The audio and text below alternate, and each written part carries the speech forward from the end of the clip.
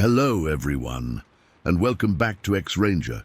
Before we begin, I thought it would be interesting if each of you could leave a comment indicating which part of the world you're joining us from. Also, don't forget to like and subscribe if you're enjoying the episodes. Now let's get comfortable, relax, and start our program.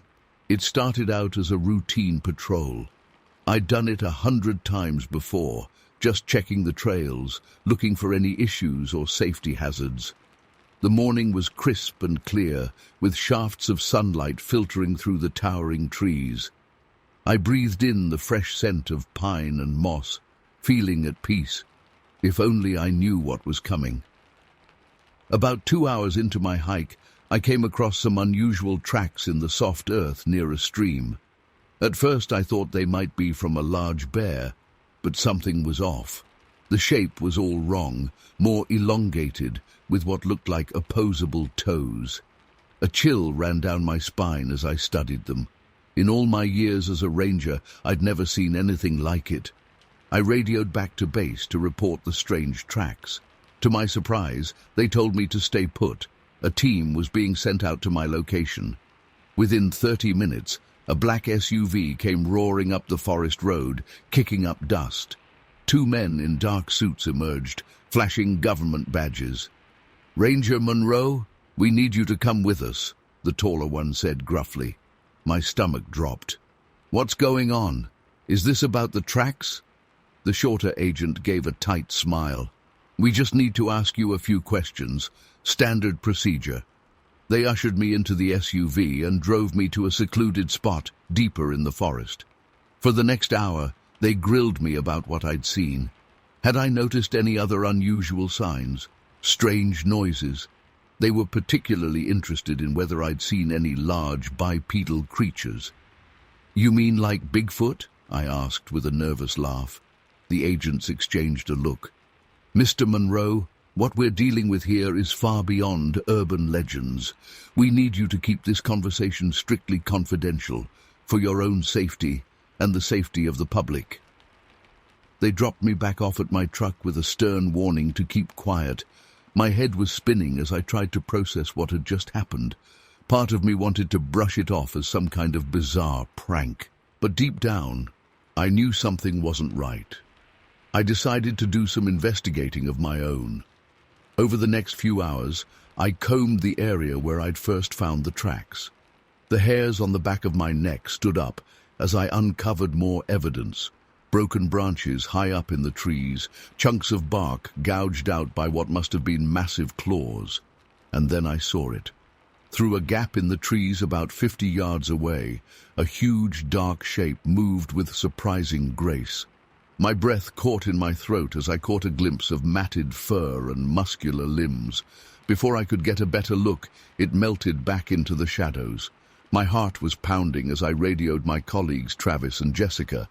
"Guys, you need to get out here, now. There's something in these woods."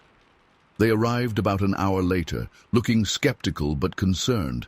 I filled them in on everything: the tracks, the government agents, the creature I'd glimpsed. Jessica's eyes went wide, while Travis shook his head in disbelief. "Eric, are you sure you're not just letting your imagination run wild?" Travis asked. "I mean, Bigfoot? Really?" I was about to argue when we heard it, a low, rumbling growl that seemed to come from everywhere at once. We froze, eyes darting around the dimming forest. "Let's get out of here," Jessica whispered urgently. We started making our way back to the ranger station, moving as quietly as possible. The forest seemed to close in around us, shadows deepening as the sun sank lower. Every snapping twig made us jump. Suddenly, Jessica gasped and pointed. There, not 20 feet away, stood the most terrifying creature I've ever seen. It was easily 8 feet tall, covered in thick, matted fur. But it was the eyes that struck me most. Glowing yellow orbs that radiated cold intelligence. This was no mere animal. For a moment, we all stood paralyzed with fear. Then the creature let out an ear-splitting roar and charged. We ran blindly through the forest, branches whipping our faces. I could hear heavy footsteps pounding behind us, getting closer. We came to a rushing creek and splashed across without hesitation. Looking back, I saw not one but 3 of the creatures on the other side. They paced back and forth, as if reluctant to enter the water. Taking advantage of their hesitation, we scrambled up the opposite bank and kept running until we finally reached the ranger station.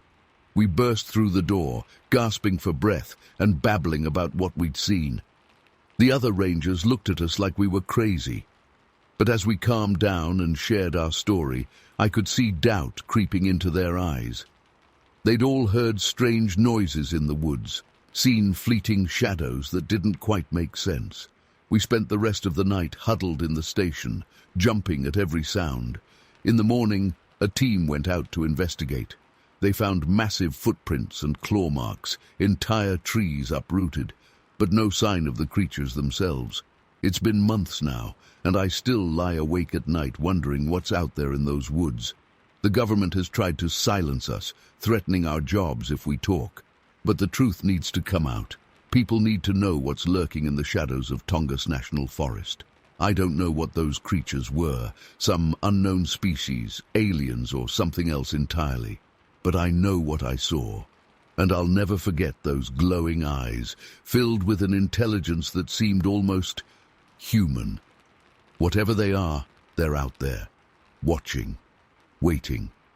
And I fear it's only a matter of time before they decide to make themselves known to the world. Story 2.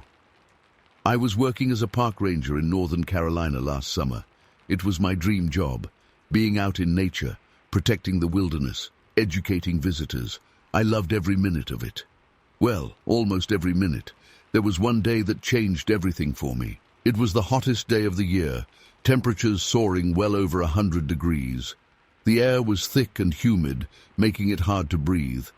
I was out on my usual patrol route, checking the trails and campsites. Everything seemed normal at first, just a typical scorching summer day. As I hiked deeper into the forest, I started feeling off, dizzy and disoriented.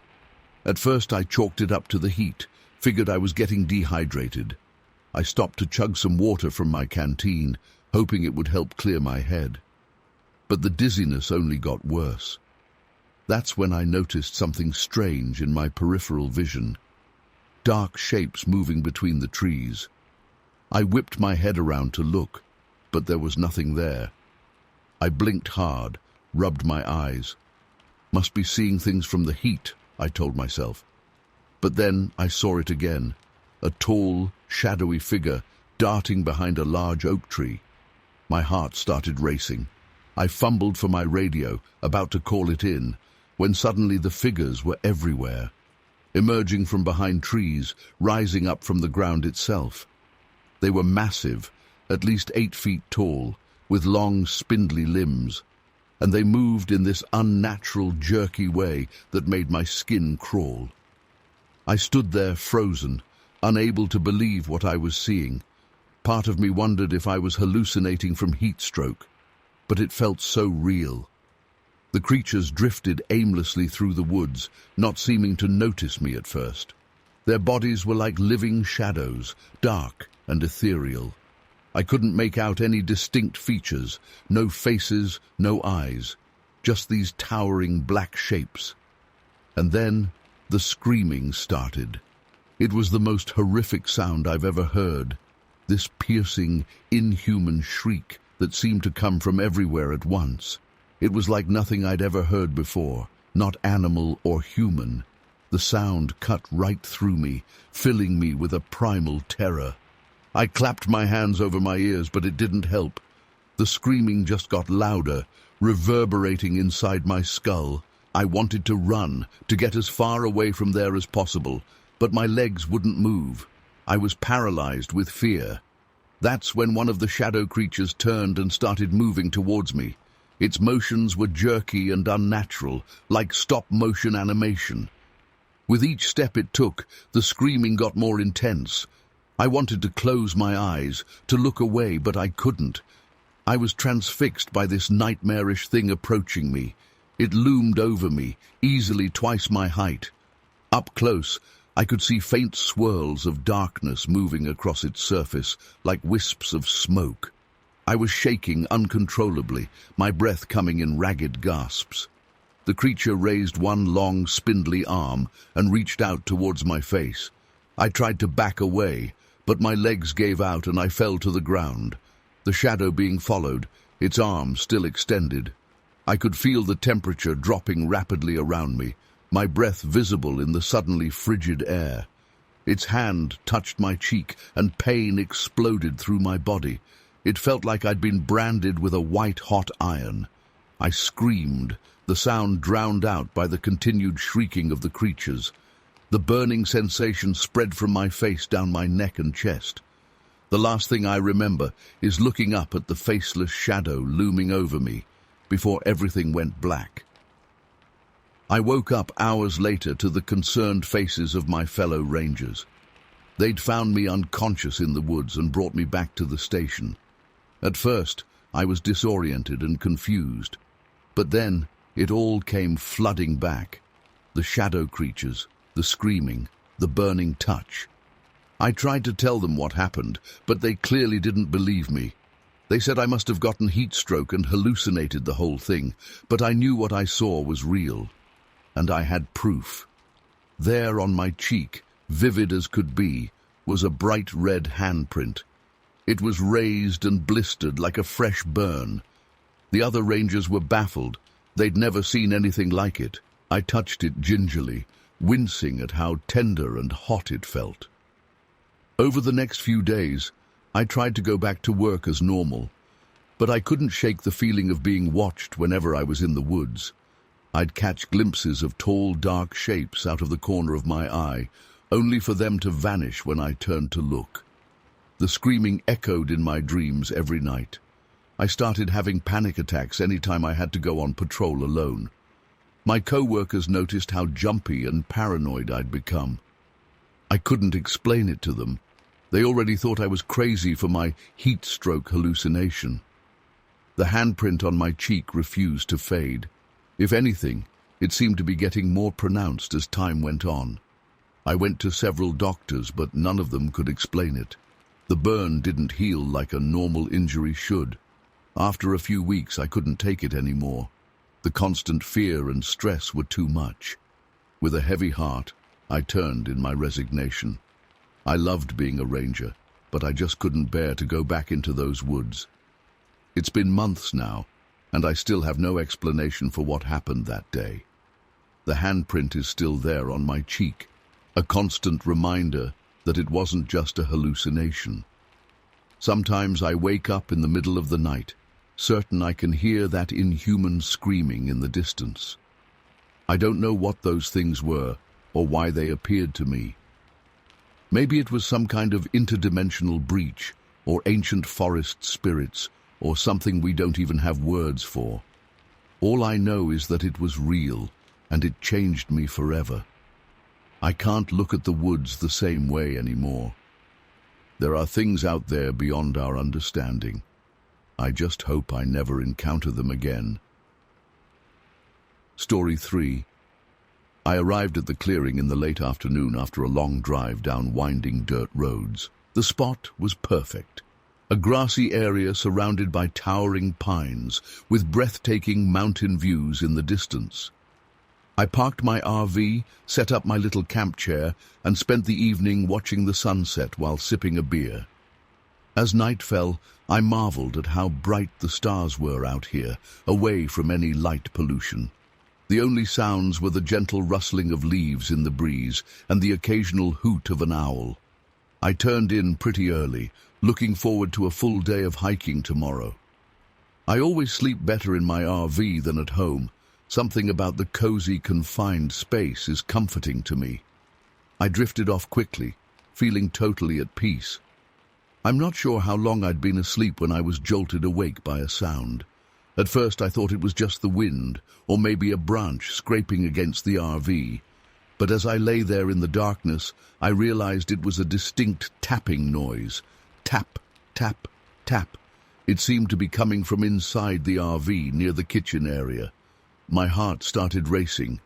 I told myself it was probably just the pipes or something settling, but a feeling of unease crept over me. I fumbled for my flashlight and shone it around, but didn't see anything out of place.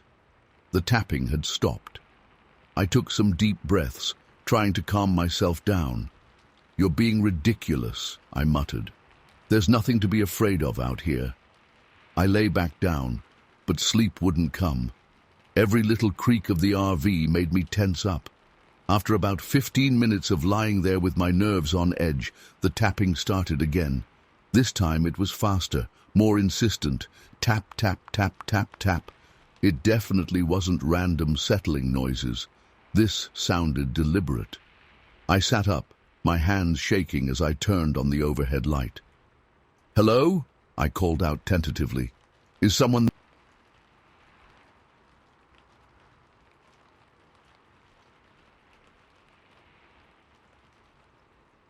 I even went outside with my flashlight and walked around the RV, but saw no signs of any animals or anything that could be making the noise. Back inside, I decided to try and distract myself by reading for a while, but I couldn't focus on the words. Every few minutes I'd hear another series of taps from various spots inside the RV. Sometimes it sounded like it was coming from right next to me, other times from the far end. But whenever I'd look, there was nothing there. By this point, I was seriously freaked out.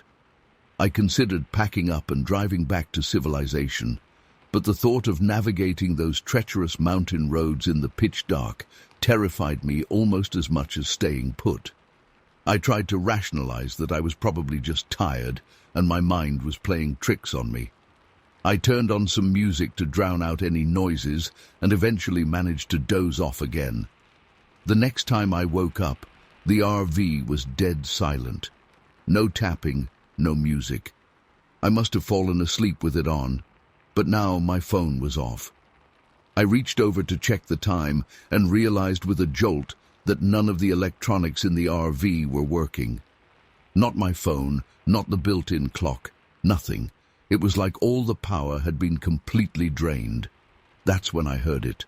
A slow, methodical scratching sound coming from the window right next to my bed. My blood ran cold. I lay there paralyzed, afraid to move or even breathe. The scratching continued, and then I saw it, a long, pale finger sliding down the glass. I'll never forget the terror I felt in that moment. I wanted to scream, but no sound would come out. I was frozen in place as I watched more fingers appear, pressing against the window. They were impossibly long and thin, ending in sharp, dirty nails. Slowly, so slowly, a face came into view behind the fingers. It was the most horrifying thing I've ever seen.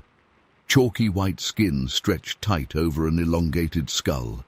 Huge black eyes that seemed to glow faintly in the darkness. And worst of all, a wide mouth filled with rows of needle-like teeth stretched into a grotesque grin. I must have made some kind of noise because suddenly those eyes locked onto mine. The creature's grin widened impossibly further. It pressed its face right up against the glass, never breaking eye contact with me. I could see every detail of its monstrous features. That's what finally unlocked my paralysis. I bolted upright, scrambling to the front of the RV. I've never moved so fast in my life. My hands were shaking so bad I could barely get the key in the ignition. The whole time, I could hear that thing scratching at the windows, trying to find a way in.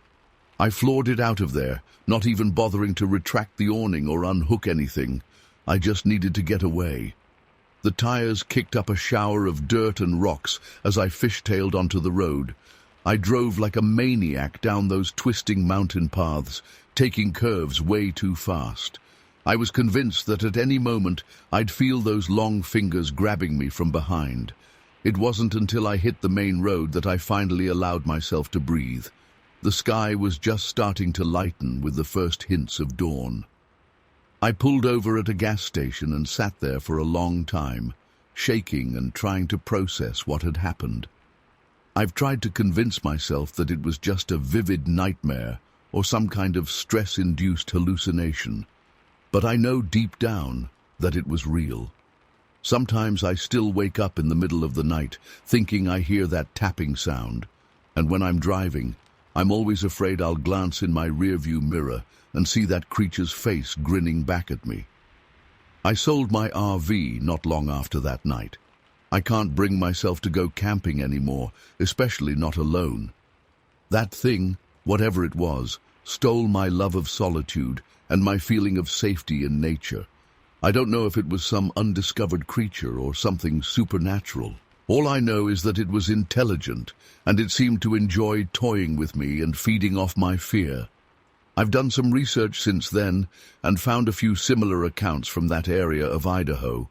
Makes me wonder how many other people have encountered this thing and either didn't survive to tell about it or were too afraid to share their story. I'm still not sure why I'm sharing mine now. Maybe as a warning to others, or maybe just to finally get it off my chest. All I can say is, if you're ever camping in remote wilderness and hear unexplained tapping in the night, don't ignore it. Get out of there as fast as you can. Story 4. We arrived at the cabin just as the sun was setting. It was an old wooden structure, nestled deep in the woods about an hour's drive from the nearest town. As we pulled up, I felt a strange sense of unease. The cabin looked run down and eerie in the fading light, but I brushed it off, telling myself I was just on edge from the long drive. Jess and I unloaded our bags and headed inside. The interior was musty and dark. We fumbled around trying to find a light switch, but nothing seemed to work. "Great," Jess muttered. "No electricity." We used our phone flashlights to look around and get settled. As night fell, the woods around us grew pitch black. An unsettling silence descended, broken only by the occasional hoot of an owl or rustle in the underbrush. We lit some candles and tried to make the best of it, chatting and snacking on the food we'd brought. But I couldn't shake the feeling that something wasn't right. Around 10 p.m., we heard a loud crash outside that made us both jump. "What was that?" Jess whispered, her eyes wide. "Probably just a raccoon or something," I said, trying to sound calm. But my heart was racing.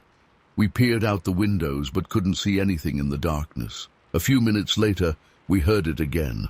A heavy thud, like something large had slammed into the side of the cabin. This time Jess grabbed my arm. "Okay, that was definitely not a raccoon," she said. I nodded, too scared to speak. We debated calling for help, but realized we had no cell service. Our phones were useless out here. "Let's just try to get some sleep," I suggested. "We can leave first thing in the morning." Jess reluctantly agreed. We blew out the candles and huddled together on the small bed, too terrified to close our eyes. For a while, all was quiet. Then suddenly, a blood-curdling scream pierced the night. It sounded almost human, but distorted and guttural. Jess and I clung to each other, paralyzed with fear. The screaming continued, seeming to circle the cabin. It was joined by heavy footsteps crunching through the leaves and undergrowth. Whatever was out there, it was big, and it was getting closer. Then came the knocking, slow, deliberate thuds on the cabin walls, first one side, then another. It was toying with us. I buried my face in the pillow, willing it to go away. But the knocking only grew more insistent. At one point, something slammed against the front door so hard the whole cabin shook. Jess let out a strangled sob. I clapped a hand over her mouth, terrified that any sound would draw the creature's attention. This torment went on for hours. Sometimes it would go quiet for a while, lulling us into a false sense of security. Then the banging and screaming would start up again with renewed fury. I've never felt fear like that before. The sheer helplessness and terror of being stalked by some unknown predator. As the first light of dawn began to filter through the windows, the noises finally stopped. Jess and I waited with bated breath, afraid to move. After about an hour of silence,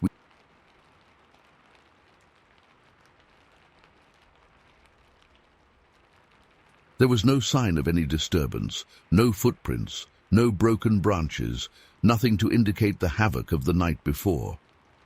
It was as if it had all been a shared nightmare. Still shaken, we quickly packed up our things and hurried to the car. But when I turned the key in the ignition, nothing happened. The engine was completely dead. Panic rose in my throat. We were stranded. Just then, we heard rustling in the trees behind us. Something was moving through the underbrush, heading our way. Jess and I looked at each other in horror. Without a word, we grabbed our bags and took off running down the dirt road, not daring to look back. We ran for what felt like miles before we finally reached the main highway. A kind stranger stopped and gave us a ride to the nearest town, where we called for a tow truck and tried to explain to the skeptical police what had happened. To this day, I have no explanation for what we experienced that night. Was it some kind of animal, a deranged person, or something else? All I know is that I've never felt true terror like that before or since. Jess and I don't talk about it much, but I know neither of us will ever forget that night in the woods. Sometimes I still wake up in a cold sweat, imagining I hear that unearthly screaming. I don't know if I'll ever feel truly safe in the wilderness again. Whatever was out there that night, I hope I never encounter it again. The memory alone is enough to haunt me for a lifetime. Story 5. It was a crisp autumn evening, and my cousin Jake had come along for the weekend visit. After dinner, we decided to take a walk and enjoy the cool night air. Aunt Linda warned us not to go too far into the woods after dark, but we laughed it off. We were both in our 20s. What did we have to fear from a nighttime stroll? As we set off down the worn dirt path leading away from the farmhouse, I breathed in deeply, savoring the earthy scent of fallen leaves.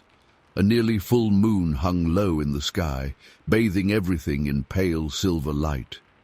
Jake and I chatted easily as we walked, catching up on each other's lives. The path gradually narrowed as we entered the woods proper. Massive old oaks and maples towered overhead, their branches stretching out like gnarled fingers.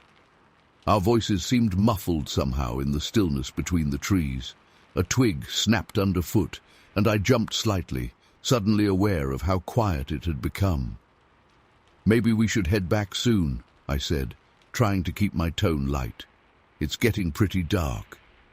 Jake grinned and waved off my concern. "Come on, where's your sense of adventure? Let's go just a little further. I want to see if we can spot any deer." I hesitated, but didn't want to seem like a scaredy cat. So we pressed on, deeper into the shadowy woods. The moonlight filtered sparsely through the canopy now, leaving much of our surroundings in darkness. I found myself straining my eyes, trying to pierce the gloom between the trees. More than once I thought I saw movement in my peripheral vision, only to whip my head around and see nothing there. We came to a small clearing and paused to get our bearings. That's when I saw him. Seated on a fallen log at the edge of the clearing was a man. He was utterly still, staring fixedly at the trees across from him.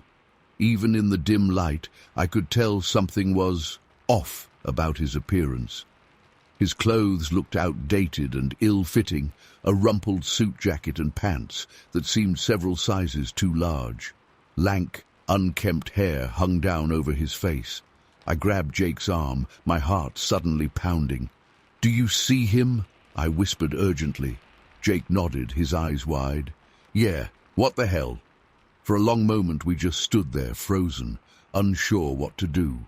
The strange man gave no sign that he was aware of our presence. He simply continued to stare ahead, completely motionless. Finally, Jake cleared his throat. Excuse me, sir?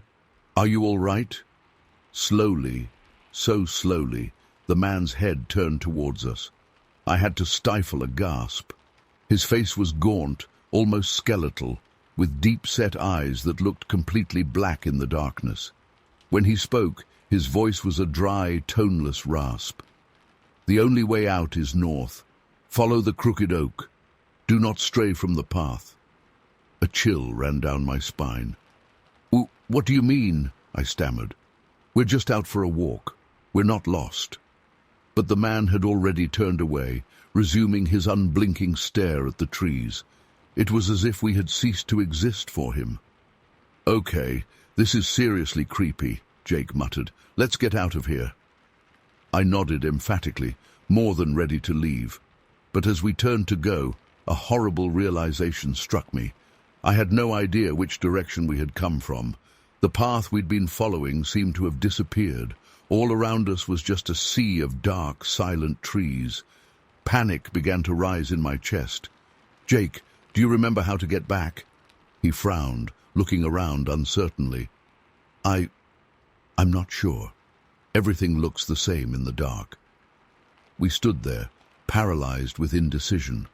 The strange man's words echoed in my head. "The only way out is north." But was that just nonsense, or did he actually know something we didn't?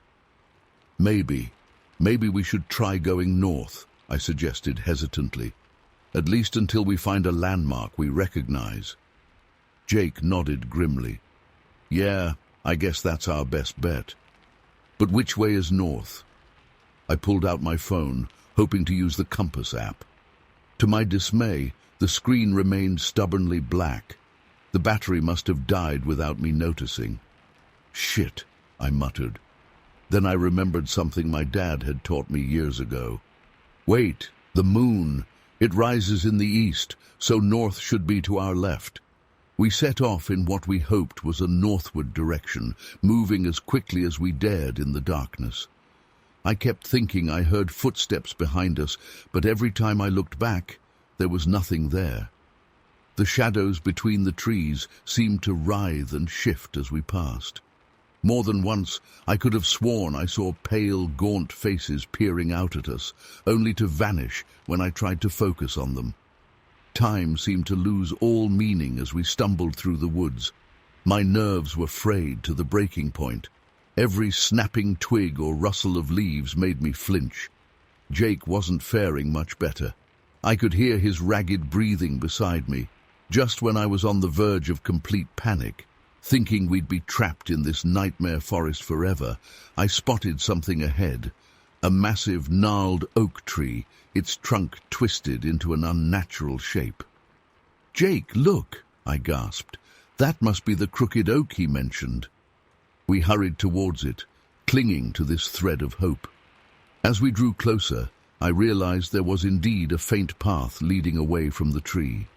We followed it, our pace quickening. The trees began to thin out, and I felt a surge of relief as I recognized the rolling pastures of my aunt's farm. We practically ran the last 100 yards to the farmhouse, bursting through the back door, gasping and wild-eyed. Aunt Linda took one look at our pale, terrified faces and immediately sat us down with mugs of hot tea, gently coaxing the story out of us. When we'd finished our halting account, she was silent for a long moment, her brow furrowed. "I was afraid something like this might happen someday," she said quietly. "There have always been stories about those woods, things that can't be explained." She went on to tell us about other strange encounters people had reported over the years. Eerie lights, unexplained noises, glimpses of figures that vanished in an instant. Most disturbing of all was her revelation that several hikers had gone missing in those woods over the decades, never to be seen again. The next morning, Aunt Linda insisted on going with us to investigate the clearing where we'd seen the strange man. But when we got there, the fallen log was empty. There was no sign that anyone had been there at all. Even the path we'd followed seemed to have vanished overnight. As we made our way back to the farm, I couldn't shake the feeling that we were being watched. Just before we exited the tree line, I glanced back one last time. For a split second, I thought I saw a gaunt face peering out from behind a distant oak, but when I blinked, it was gone. I still don't know how to explain what happened that night. Was it all just an illusion brought on by fear and darkness?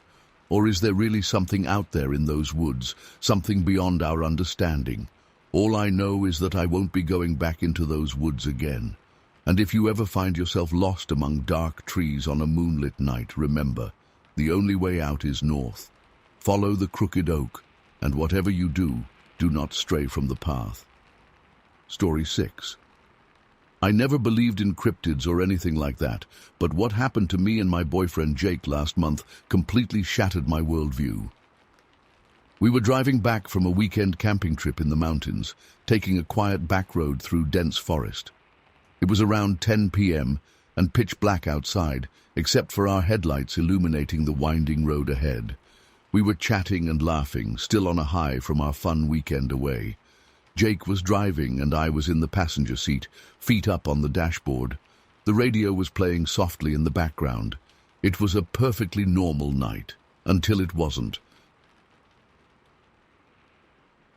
At first I thought it was just shadows from the headlights, but then I saw it more clearly. Something massive was running alongside our car, keeping pace even though we were going about 40 mph. "Jake," I said hesitantly, "do you see that?" He glanced over. "See what?" "There's something running next to the car." Jake slowed down slightly and peered out the window. That's when we both got a clear look at it. It was enormous, easily 8 feet tall, maybe more, covered in dark, shaggy fur, muscular with long arms that swung as it ran, and fast, so impossibly fast. "Holy shit," Jake breathed. "What the fuck is that thing?" I was frozen in terror, unable to speak. The creature turned its head towards us as it ran. In the dim light from the car, I could make out a face that was almost human-like, but wrong somehow. The proportions were off. The eyes glinted with an unnatural intelligence. Suddenly it veered towards us. Long fingers stretched out, reaching for the door handle. I screamed. Jake yelled, "Lock the doors!" I scrambled to hit the lock button, my hands shaking violently. Jake floored the gas pedal, the engine roaring as we shot forward. The thing kept up with us effortlessly, matching our speed as Jake pushed 60, 70, 80 mph. Its massive hand smacked against my window and I shrieked, certain the glass would shatter. "Go faster!" I screamed at Jake. He was white-knuckling the steering wheel, the speedometer climbing past 90. The narrow road twisted sharply, and Jake struggled to keep control of the car as we flew around the bend. I glanced in the side mirror, heart pounding. The creature was gone. We drove in terrified silence for several minutes, both too shocked to speak. Jake kept the car at 80 mph until we finally reached a more populated area with streetlights and houses. He pulled into a gas station parking lot, and we sat there, trembling and trying to process what we'd just experienced. What was that?" I whispered. Jake shook his head. "I don't know. I don't fucking know." We debated calling the police, but what would we even say? That we saw some kind of giant monster chasing our car. They'd think we were crazy or on drugs. The rest of the drive home was tense and silent. I kept replaying the incident in my mind, trying to make sense of it. But I couldn't. Nothing about it made logical sense.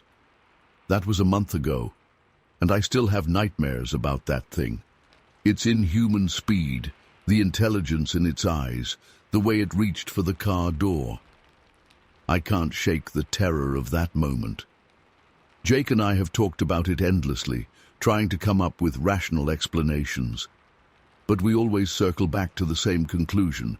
We saw something that shouldn't exist, something that defies everything we thought we knew about the world. I've done endless research since then on cryptid sightings and Bigfoot encounters. So many of the descriptions match what we saw: the height, the fur, the face, the incredible speed and strength. But reading other accounts only leaves me with more questions than answers. Why was it out there on that lonely road? What did it want? How can something that big move so fast? If these creatures are real, how have they stayed hidden for so long? I find myself jumping at shadows now, especially at night. Every time we drive on a dark road, I'm terrified we'll see it again, or worse, that it will find us. The rational part of my brain says it was just a bizarre one-time encounter, but a primal fear has taken root in me that I can't shake. Jake wants to go back to that area with cameras to try and gather evidence, but I can't bring myself to return. The thought of seeing that thing again, of being so close to something so powerful and unknown, it paralyzes me with fear. I never used to believe people who claim to have paranormal encounters. I always thought they were mistaken, or lying, or hallucinating. Now I understand the frustration of experiencing something inexplicable and not being believed. I know how this story sounds. If someone had told me this a couple months ago, I would have thought they were making it up or had an overactive imagination. But I know what I saw, what we both saw. It was real, as impossible as that seems. So I'm sharing this here, hoping that maybe someone else has had a similar experience, that I'm not alone in having my entire understanding of reality shattered in an instant. Every night when I close my eyes, I see that thing running next to our car, reaching out with impossible speed and strength. I don't know if I'll ever feel truly safe again, knowing that creatures like that exist in our world. All I know is that something is out there in the dark forests, something that shouldn't exist, and I pray I never encounter it again. Story 7. The hike to the cave entrance was grueling, but the thrill of exploration kept us going. As we entered the narrow opening, I felt that familiar rush of excitement. The beam of my headlamp illuminated stunning rock formations as we carefully made our way deeper underground. After a few hours of navigating tight passages and small chambers, we reached a massive cavern. Our lights barely reached the far walls, and a deep chasm split the floor before us. This was exactly the kind of discovery we'd been hoping for. We set up our ropes and prepared to rappel down into the abyss. I went first, heart pounding, as I slowly lowered myself over the edge. The darkness below seemed to swallow me whole. About halfway down, I paused to take in the surreal scene. Nothing but blackness above and below, with Jake's headlamp a tiny pinprick of light far above me. That's when it happened. A bone-chilling howl erupted from the depths beneath me, echoing off the cavern walls. It didn't sound like any animal I'd ever heard, more like a demonic shriek straight out of a horror movie. I froze in place, gripping the rope so tightly my knuckles turned white. Before I could even process what I'd heard, a blast of hot, foul air slammed into me from below. The stench was indescribable, like rotting flesh and sulfur. I started gagging and struggled not to vomit. "Jake, pull me up!" I screamed, but my voice sounded tiny and distant in the vast cavern. I heard Jake yelling something, but I couldn't make out the words. My heart was racing so fast I thought it might burst. Every instinct screamed at me to climb, to get away from whatever was down there, but my limbs wouldn't cooperate. I was paralyzed with fear, dangling helplessly in the darkness. The howl came again, closer this time. I squeezed my eyes shut, certain I was about to be yanked into the abyss by some nightmarish creature. A primal terror gripped me, unlike anything I'd ever felt before. In that moment, I was absolutely certain I was going to die. Suddenly, I felt the rope jerk upwards. Jake was hauling me back up with all his strength. As I rose higher, the fierce wind died down and the howling faded. By the time I reached the ledge, everything was eerily silent again. I collapsed onto solid ground, shaking uncontrollably. Jake was white as a sheet, eyes wide with panic. "What the hell was that?" he gasped. We sat there for a long time, neither of us able to speak. I've never felt so small and vulnerable as I did in that moment. Whatever was down there in the darkness was beyond human comprehension. Eventually, we gathered our wits enough to pack up our gear and get the hell out of there. The journey back to the surface was a blur. We stumbled out of the cave entrance just as the sun was setting, gulping in the fresh mountain air. In the days since, we've tried to rationalize what happened, some kind of weird air current causing auditory hallucinations. underground gas pockets creating strange odors. But deep down, I know we experience something far more sinister. I still have nightmares about dangling in that abyss, sensing an ancient, malevolent presence far below. I've given up caving. I can't bring myself to go underground again. Sometimes I wake up in a cold sweat, certain I can hear that unearthly howl echoing in the distance. I don't know what lurks in the depths of that Austrian cave, but I do know that there are things in this world beyond our understanding, ancient horrors that should be left undisturbed. If you're ever exploring remote caves, be careful. You never know what might be waiting in the darkness. Story 8. I never thought I'd find myself in a situation like this. It was just another ordinary day at school, nothing out of the usual. I stayed late at the recreation center after classes ended, working on a group project. By the time I finished, the sun had already set and darkness had settled in. As I was packing up my things to head home, Emily from my English class approached me. She seemed a bit on edge, glancing around nervously. "Hey, would you mind walking me home?" she asked hesitantly. "I usually get a ride, but my mom had to work late tonight." I was a bit surprised since Emily and I weren't really close friends, but I agreed. It was pretty dark out, and I figured she just didn't want to walk alone. As we left the rec center, the streets were eerily quiet. Just a few flickering streetlights illuminated our path as we walked in awkward silence. About halfway to Emily's house, I noticed a white van slowly cruising down the street behind us. At first I didn't think much of it, but after a few blocks, I realized it was definitely following us. My heart started racing as I recalled all the stories about suspicious vans and kidnappings. But when I glanced over at her, I could tell from her wide eyes that she had noticed too. The van was getting closer. We picked up our pace, walking faster down the sidewalk. Suddenly, the van's engine revved loudly, and it accelerated toward us. Emily let out a startled yelp. Without thinking, I grabbed her hand and yelled, "Run!" We took off, sprinting down the street as fast as we could. I could hear the van's tires screeching behind us as it sped up. Panic surged through me as I realized we couldn't outrun a vehicle. We needed to get off the street fast. Up ahead, I spotted a rundown, abandoned house with overgrown weeds in the yard. "This way," I shouted, pulling Emily toward the decrepit building. We vaulted over the rusty chain-link fence and raced across the weed-choked lawn. The van screeched to a halt at the curb. I heard a car door slam as we reached the back of the house. Frantically, I tried the back door, but it was locked. Emily was hyperventilating beside me, on the verge of tears. I could hear heavy footsteps crunching through the weeds, getting closer. In desperation, I threw my shoulder against the rotting wooden door. It splintered open and we tumbled inside. The house was pitch black and smelled of mold and decay. We stumbled through what must have been the kitchen, knocking into old furniture. I strained my ears, listening for any sign of pursuit. For a moment, all was silent, except for our ragged breathing. Then a floorboard creaked somewhere in the house.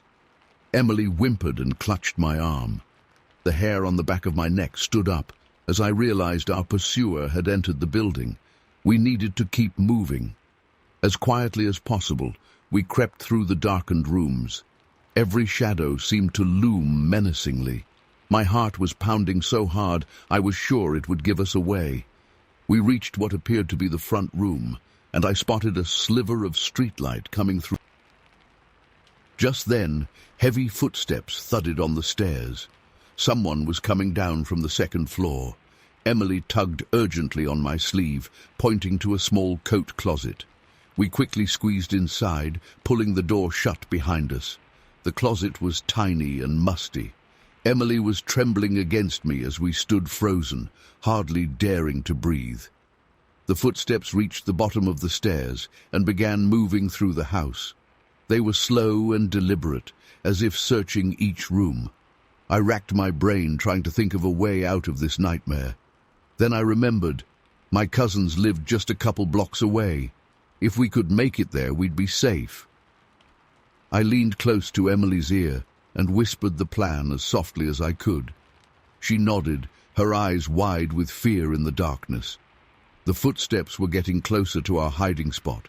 It was now or never. I slowly turned the doorknob, praying it wouldn't squeak. Then, in one motion, I flung the closet door open and we burst out. A dark figure stood in the doorway to the room, backlit by the faint glow from outside. I caught a glimpse of a man's silhouette before Emily and I barreled past him. He let out a startled grunt and made a grab for us, but we slipped by. We exploded out the front door and sprinted down the overgrown path. Behind us, I heard angry shouting and pounding footsteps.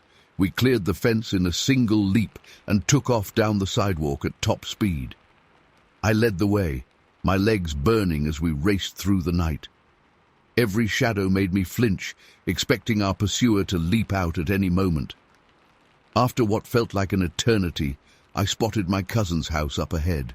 We practically crashed into the front door as I pounded on it frantically. "Help! Let us in!" I yelled between gasps for air. After a few agonizing seconds, the porch light flicked on, and my cousin Tony opened the door looking confused. Emily and I tumbled inside and I slammed the door shut, locking it. We collapsed on the floor. Tony and his wife stared at us in shock as I gasped out an explanation of what happened. They immediately called the police while Emily and I huddled on the couch, still shaking with adrenaline and fear. Squad cars arrived within minutes, their flashing lights illuminating the dark street outside. We gave our statements to the officers, describing the van and the man who chased us. They took the whole thing very seriously and sent out patrols to search the area. One officer stayed with us while we called our parents to come pick us up. In the end, they never caught the guy. The police said the van was probably stolen and abandoned somewhere. For weeks afterwards, I jumped at every sound and shadow. I still get chills thinking about how close we came to God knows what fate that night.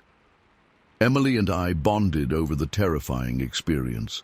We started sitting together at lunch and hanging out after school. I guess going through something like that creates a pretty strong connection, but we both made sure to always get rides home and never walk alone after dark again. Sometimes I still have nightmares about that night. The sound of footsteps getting closer in that old house, the shadowy figure reaching for us. I don't know what would have happened if we hadn't escaped. I'm just grateful we made it out safely and found help when we did. I know a lot of people probably won't believe this story. Sometimes I can hardly believe it myself, but I swear every word is true. It was the most terrifying night of my life, and I'll never forget it as long as I live. I just hope sharing this might help someone else stay safe and trust their instincts if they ever find themselves in a dangerous situation. Story 9. I still can't believe what happened that day. It's been months, but the images are seared into my mind like they happened yesterday. I keep replaying it over and over, trying to make sense of it all. It was supposed to be a normal visit to my grandpa's property in Wilmington, Ohio. My brother and I had been going there every summer since we were kids. The sprawling wooded acreage was like our personal playground. We'd spend hours exploring the forests, building forts, and letting our imaginations run wild. This time was different, though. We were older now. I was 19 and my brother Jake was 17. Grandpa had gotten frailer and couldn't join us on our adventures anymore, so we had free rein to roam wherever we wanted. We decided to venture deeper into the property than we ever had before, determined to find some new hidden gems. The day started off normal enough. We packed some snacks and water and set off into the woods after breakfast. The familiar sense of damp earth and pine needles filled the air as we hiked along barely there trails, pushing through thick underbrush. After a couple hours, we came to a small clearing we'd never seen before. That's when things started to get weird. The hairs on the back of my neck stood up as I took in the scene before us. Crudely painted symbols covered the trunks of the surrounding trees, pentagrams, inverted crosses, and other occult-looking markings I didn't recognize. In the center was a rickety wooden table with more symbols carved into its surface. "What the hell?" Jake muttered, echoing my own thoughts. I walked closer to examine one of the trees, running my fingers over the red paint. It was faded and peeling in places, like it had been there for years. "Should we leave?" Jake asked nervously. Part of me wanted to say yes, to turn around and pretend we'd never seen this place, but curiosity got the better of me. "Let's look around a bit more," I said. "Maybe there's an explanation for all this." We cautiously explored the clearing, tense and alert for any sign of movement. As creepy as the symbols were, it was what we found next that really freaked us out. Suspended between two massive oak trees about 30 feet up was an old school bus. Not a toy or a model. A full-sized yellow school bus, somehow hoisted up and secured in the treetops. The surreal sight made my brain short-circuit for a moment. "How is that even possible?" I said, gaping up at it. "There's no way someone could have gotten that up there." Jake was silent, his face pale. I could tell he was as unsettled as I was. We stood there for several minutes, trying to wrap our heads around what we were seeing. I kept waiting for the illusion to break, for it to suddenly make sense. But it didn't. The bus looked like it had been there for years. Rust streaked its yellow paint, and vines had started to creep up the wheels. All the windows were intact, though, which seemed odd. You'd think they'd have broken from storms or falling branches. "Maybe we should check it out," I suggested half-heartedly, not really wanting to get any closer. Jake vehemently shook his head. "No way. This is too weird. I don't like this at all." I had to agree. Every instinct was screaming at me to get out of there. We decided to head back the way we came, but something made me pause and take one last look around the clearing. That's when I noticed a faint path leading deeper into the woods. Against my better judgment, I pointed it out to Jake. "Should we see where it goes?" He hesitated, clearly torn between fear and curiosity. "I guess we've come this far," he said reluctantly. We followed the overgrown trail, pushing through dense foliage. The woods seemed to get darker and quieter the further we went. No birds chirping, no rustling of small animals, just an eerie stillness that made my skin crawl. After about 10 minutes, we emerged into another clearing. What we saw there was even more baffling than the bus. Dozens of ramshackle structures made of corrugated metal sheets and scrap wood were arranged in a rough grid, like some kind of makeshift shantytown. But it was completely deserted. No people, no signs of recent habitation. Just this ghost town in the middle of the forest. "What the actual fuck?" Jake whispered. I couldn't have said it better myself. We stood frozen at the edge of the clearing, too stunned to move. The structures looked old and weathered, like they'd been abandoned for years. Rusted metal roofs sagged inward. Vines and moss crept up the walls. It was like stumbling across the remains of some lost civilization. A gust of wind rustled through the trees, making the metal walls creak and groan. The sound jolted us out of our daze. "We need to leave, now!" Jake's voice was tight with fear. I nodded, suddenly desperate to get as far away from this place as possible. We turned and practically ran back down the path, not stopping until we reached the bus clearing again. As we paused to catch our breath, a twig snapped somewhere in the woods behind us. We froze, straining to hear. For a moment, there was only silence. Then came the unmistakable sound of footsteps crunching through leaves, getting closer. We didn't stick around to see who or what it was. We took off running as fast as we could, crashing through the underbrush. Branches whipped at our faces and I tripped over roots more than once, but terror kept me going. I don't know how long we ran for. It felt like hours, but was probably only 15-20 minutes. We didn't stop until we burst out of the tree line onto the mowed lawn of my grandpa's backyard. We collapsed onto the grass, gasping for air. My heart was pounding so hard I thought it might burst out of my chest. When I could finally speak, I turned to Jake. "Did you see anything when we were running?" He shook his head, still breathing heavily. "No, you?"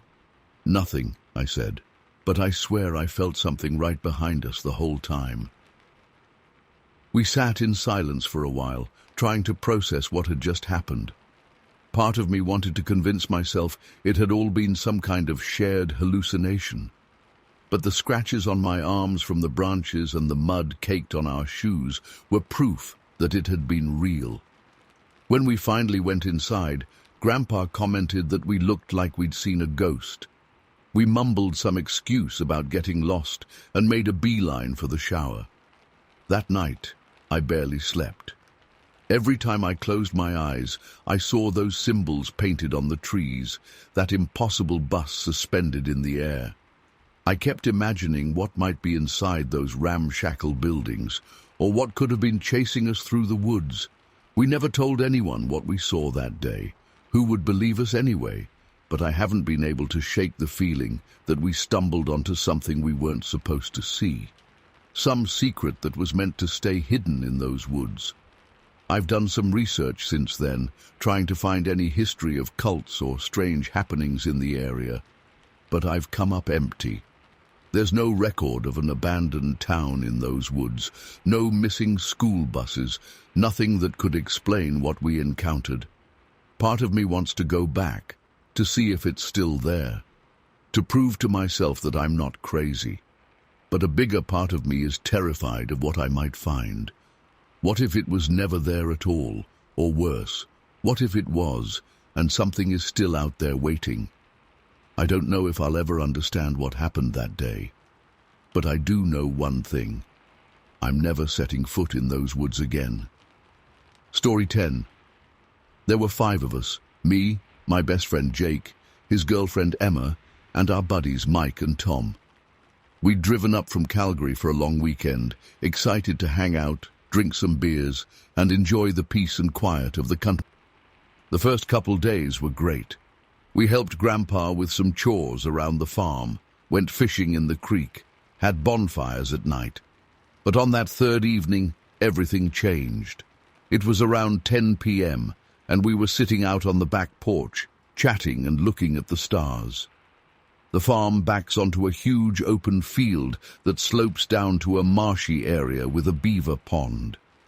As we were talking, I noticed a strange white light appear at the far edge of the field, maybe half a mile away. At first I thought it was just someone's flashlight or a car's headlights on a distant road. But as I kept watching, I realized the light wasn't moving. It was just hovering there, a perfect orb of bright white light. "Hey guys, do you see that?" I asked, pointing towards the field. They all turned to look. "What the hell is that?" Jake said. We watched in silence for a few minutes. The light didn't move or change at all. It was just floating there, about 10 feet off the ground. "Should we go check it out?" Mike suggested. Part of me wanted to say, "No way," but curiosity got the better of me. "Yeah, let's get a closer look," I agreed. We grabbed our phones for flashlights and started walking across the field. The grass was damp with dew, and I could hear frogs croaking in the distance. As we got closer to the light, I started to feel uneasy. Something about it just felt wrong. When we were about 200 yards away, the light suddenly started to move. It wasn't smooth movement. It was erratic, jerking back and forth and up and down. We all stopped in our tracks. "Okay, this is freaky," Emma whispered. "Maybe we should go back." Before anyone could respond, we heard a loud crack echo across the field, like a massive tree branch snapping. We all jumped, and I felt my heart racing. "What was that?" Tom asked, his voice shaking slightly. Crack, crack. More sounds of wood splintering, coming from the direction of the beaver pond. And then the light started to grow. It was slow at first, expanding outwards while maintaining its perfect spherical shape, but it kept growing larger and larger until it was the size of a house. We were frozen in place, too shocked and scared to move. The massive orb of light started drifting towards us, getting brighter and brighter. I could feel the hairs on my arms standing up. As it got closer, I noticed there was no heat coming from it. If anything, the air felt colder. The light was so bright now that I had to squint, but I couldn't look away.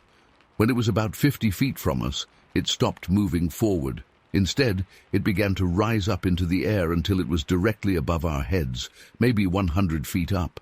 The whole field was illuminated as bright as day. I could see every blade of grass, every leaf on the distant trees. Shadows danced crazily as the light pulsed and shifted. And then we heard it, a deep, rumbling growl that seemed to come from everywhere at once. It started low but grew in volume until it was so loud I could feel it in my chest. The ground beneath our feet began to vibrate. Emma screamed and grabbed Jake's arm. Mike fell to his knees, covering his ears. Tom turned and started running back towards the house. I stood there, paralyzed with fear, staring up at the light. As the sound reached a deafening crescendo, I saw something that still haunts my dreams, shapes moving within the light, dark, twisting forms that seemed to be trying to push through, like something was inside trying to get out. Just when I thought my eardrums would burst from the noise, it all stopped. The growling cut off abruptly, and the light shot straight up into the sky at incredible speed. Within seconds, it had shrunk to a pinprick and vanished among the stars. We stood there in stunned silence for several minutes, our ears ringing in the sudden quiet. Finally, Jake spoke up. What the fuck was that?" Nobody had an answer. We hurried back to the house, constantly looking over our shoulders. We woke up my grandpa and told him what happened, but he just shook his head in disbelief. The next morning, we went back out to the field. There was no sign of anything unusual, no scorch marks, no strange objects, nothing. The beaver pond looked normal too. We cut our trip short and drove back to the city that day. None of us felt comfortable staying there any longer. It's been 3 years now, and I still don't know how to explain what we saw that night. I've researched similar incidents and found some reports of strange lights in rural areas, but nothing quite like what we experienced. Sometimes I try to convince myself it was just ball lightning or some other natural phenomenon, but deep down I know it was something else, something not of this world. I haven't been back to my grandpa's farm since then. Just thinking about that field at night makes my skin crawl. Whatever that light was, wherever it came from, I hope I never encounter it again. But on quiet nights, when I look up at the stars, I can't help but wonder, is it still out there somewhere? And will it come back? Story 11. We set out around 10 p.m. like usual, our bike lights cutting through the darkness as we pedaled along the familiar dirt paths. The air was crisp and cool, carrying the earthy scent of the forest. Crickets chirped all around us, and occasionally we'd hear an owl hooting in the distance. It was serene at first, just like always. About 30 minutes in, we stopped to take a water break near a small clearing. That's when I noticed my bike chain had come loose. No big deal, I thought. Should only take a minute to fix. I flipped my bike over and got to work while Mike held the flashlight. As I was fiddling with the chain, I suddenly got this intense feeling of being watched. The hairs on the back of my neck stood up. I glanced around nervously but didn't see anything out of the ordinary in the beam of the flashlight. Just trees and bushes. I tried to shake it off and focus on the chain, but the feeling only grew stronger. My hands started trembling slightly as I worked. Then I heard it, a faint rustling sound coming from the undergrowth to our left. I froze and looked at Mike. "Did you hear that?" I whispered. He nodded, eyes wide. We both stared intently into the darkness beyond the flashlight's reach. For a few seconds, all was still. Then we saw movement, just a quick flash of something darting between the trees. My heart began to race. "Probably just a deer," Mike said, but he didn't sound convinced. I hurried to finish with the chain, my fingers fumbling clumsily in my rush. That's when I noticed the eyes. At least a dozen pairs of glowing eyes reflecting our light from the shadows all around the clearing. They seemed to blink in and out of existence as whatever creatures they belonged to shifted positions. A bead of cold sweat ran down my back. Those were not deer eyes. They were too low to the ground, too close together, and there were far too many of them. "Mike," I hissed urgently, "we need to go. Now." He was already backing towards his bike, never taking his eyes off the surrounding woods. The rustling sounds were getting louder, coming from multiple directions. I could see dark shapes moving in my peripheral vision, just out of sight. With shaking hands, I flipped my bike back over. The chain seemed secure enough. I didn't care if it wasn't perfect. I just needed to get the hell out of there. We both mounted our bikes, hearts pounding. Just as we were about to push off, an unearthly shriek pierced the night. It was like nothing I'd ever heard before. Not quite animal, not quite human. My blood ran cold. Without a word, we took off pedaling as fast as we could. I've never ridden so hard in my life. We flew down the trail, roots and rocks jolting us as we sped recklessly through the dark forest. I could hear things crashing through the underbrush on either side of us, keeping pace. Occasionally, a shape would dart across the trail ahead, visible for just a split second in our lights. The sounds pursued us relentlessly, running footsteps, snapping twigs, and those horrible shrieks. They seemed to be coming from all around us. I was terrified to look back, afraid of what I might see gaining on us. My legs burned and my lungs ached, but I didn't dare slow down. Mike was right beside me, panting heavily as he pedaled. We said nothing. We didn't need to. We both knew we had to get out of there as fast as humanly possible. After what felt like an eternity, but was probably only 10 minutes or so, we finally burst out of the trees onto the main road. The sounds faded behind us as we raced towards the lights of town. We didn't stop pedaling until we reached Mike's house. We stumbled inside, pale and shaking. Mike's mom took one look at us and immediately started asking what had happened. We tried to explain, but it all came out in a jumbled mess. How could we describe what we'd experienced? We barely understood it ourselves. To this day, I have no idea what was out there in the woods that night. When we went back in the daytime to look, we found no tracks, no signs of anything unusual. The forest seemed completely normal, but I know what I saw, what I heard, what I felt. Something was hunting us that night, something that shouldn't exist. I've never gone back to those trails after dark. The memory of those glowing eyes watching from the shadows still haunts my dreams. I can't explain what happened out there. All I know is that there are things in this world that defy explanation. Dark things that lurk just beyond the reach of our understanding. But trust me when I say this, you don't want to. Some mysteries are better left in the shadows where they belong. I still ride my bike, but only in town now, on well-lit streets where I can see what's around me. And I never, ever go out alone at night anymore. Because now I know the truth. When darkness falls, we're not always at the top of the food chain. There are hungry things out there in the night, and sometimes they hunt us. The experience changed me. I'm more cautious now, always looking over my shoulder. I appreciate the safety of civilization in a way I never did before, but I've also gained a deeper respect for the wild places of the world and the secrets they hold. I've told this story to a few people over the years. Most don't believe me. They say it was just our imaginations running wild in the dark, or that we encountered some kind of large animal and panicked. But they weren't there. They didn't see those eyes, hear those sounds, feel that otherworldly presence all around us. Sometimes I almost managed to convince myself it wasn't real, that it was all just a product of fear and darkness playing tricks on us.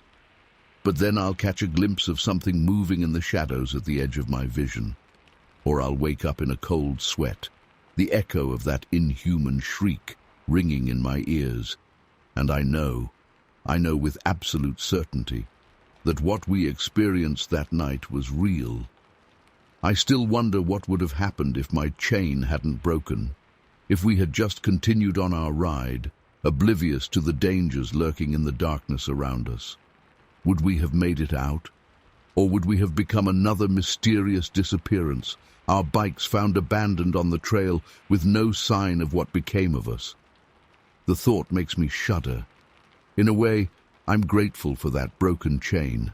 It may have saved our lives by making us stop long enough to realize the peril we were in.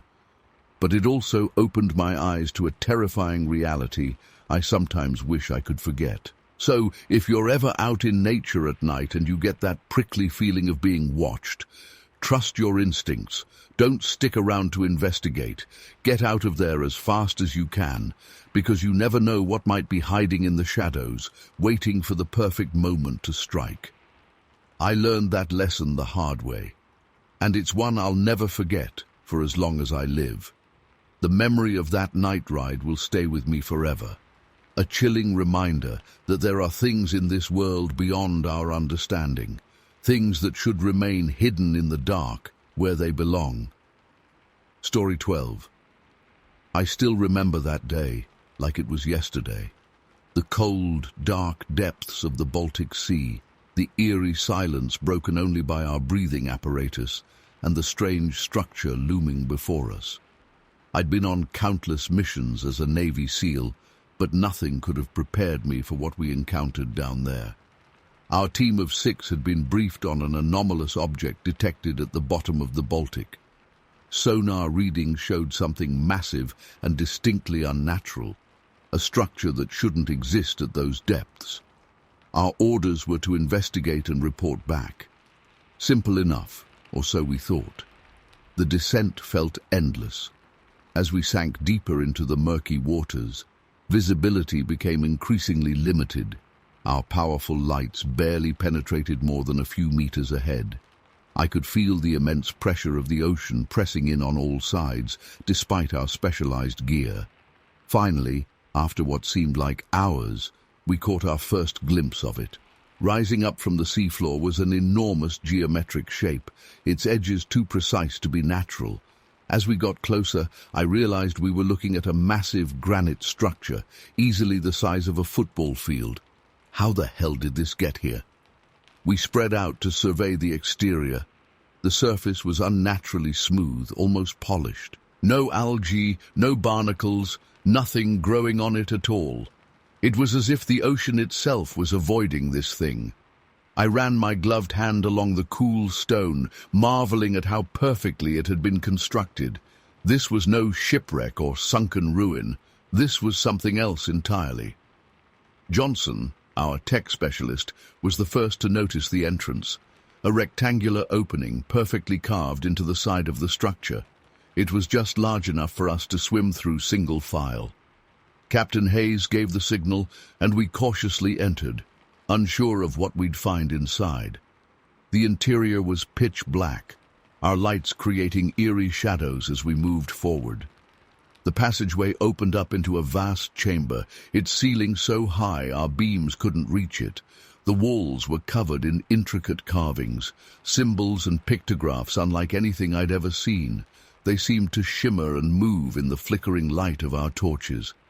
As we explored further, we found more chambers branching off from the main hall.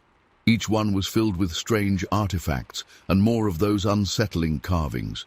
In one room, we discovered what looked like an altar of some kind. The carvings here were different. They showed humanoid figures in poses of agony, surrounded by writhing tentacles. My stomach turned as I realized they were depicting some kind of sacrificial ritual. That's when we heard it. A low, pulsing hum that seemed to be coming from everywhere and nowhere at once. It reverberated through the water, and I could feel it in my bones. Something about that sound filled me with a primal dread I'd never experienced before. We regrouped in the main chamber, all of us on edge. Hayes was about to give the order to pull out when Martinez let out a blood-curdling scream through the comm system. I spun around just in time to see him being dragged into one of the side chambers by something. It was massive, a writhing mass of tentacles and teeth. Before any of us could react, Martinez was gone. Panic set in. We opened fire, our specialized underwater weapons thundering in the enclosed space, but our bullets seemed to have no effect on the creature. It moved with impossible speed, lashing out with its tentacles. I saw Johnson get grabbed next, his body crushed like a tin can as he was pulled into the darkness. "Fall back!" Hayes roared over the comms. "Get to the exit now!" We didn't need to be told twice. We swam for our lives, the sound of that thing pursuing us echoing through the chambers. I could hear the screams of my teammates being picked off one by one. My lungs were burning, every muscle screaming as I pushed myself harder than I ever had before. I was almost to the exit when I felt something wrap around my ankle. I kicked frantically, my heart pounding in my ears. Just as I thought it was over, I felt the tentacle release its grip. I didn't stop to question why. I just kept swimming. Somehow, I made it out. I was the only one. As I ascended towards the surface, I could still hear that pulsing hum, growing fainter with each meter I climbed.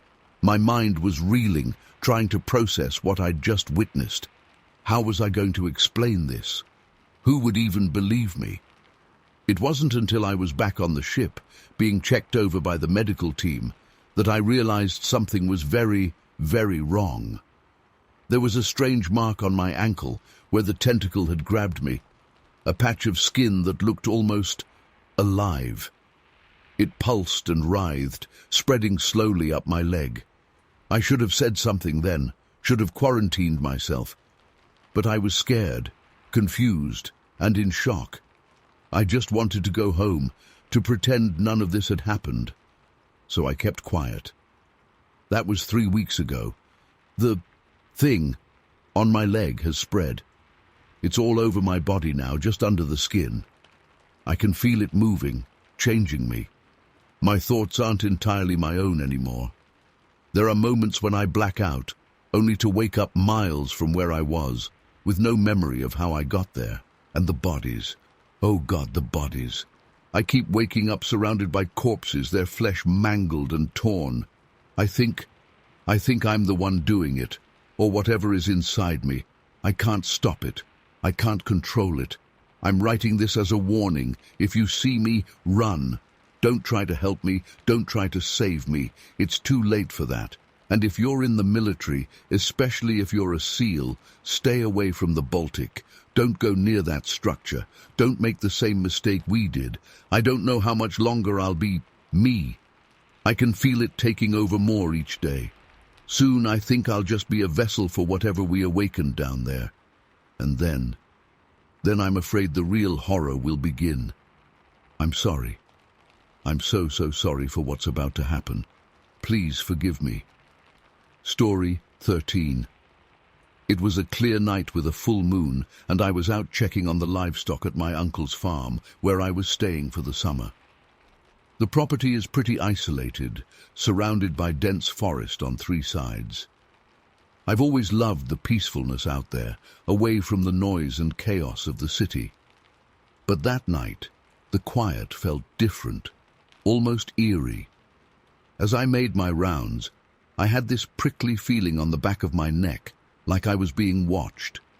I kept glancing over my shoulder, but didn't see anything out of the ordinary. Just as I was about to head back to the house, I heard a twig snap loudly in the tree line about 50 yards away. I froze, straining my eyes to see what had made the noise. That's when I saw it step out of the shadows, and my entire world turned upside down. At first, my brain couldn't even process what I was seeing. It was massive, easily 9 or 10 feet tall. The body was covered in thick, dark fur that looked almost blue-black in the moonlight. But it wasn't just some bear standing on its hind legs. This thing was unmistakably bipedal, with a distinctly ape-like face and impossibly broad shoulders. As it moved closer, I could make out more details, and I felt my heart pounding so hard I thought it might burst. The creature's arms were as thick as tree trunks, hanging down past its knees. Its chest was barrel-shaped, with pectoral muscles that had to be at least 6 inches thick. The shoulders alone must have been 6 feet wide. I wanted to run, but I was paralyzed with fear.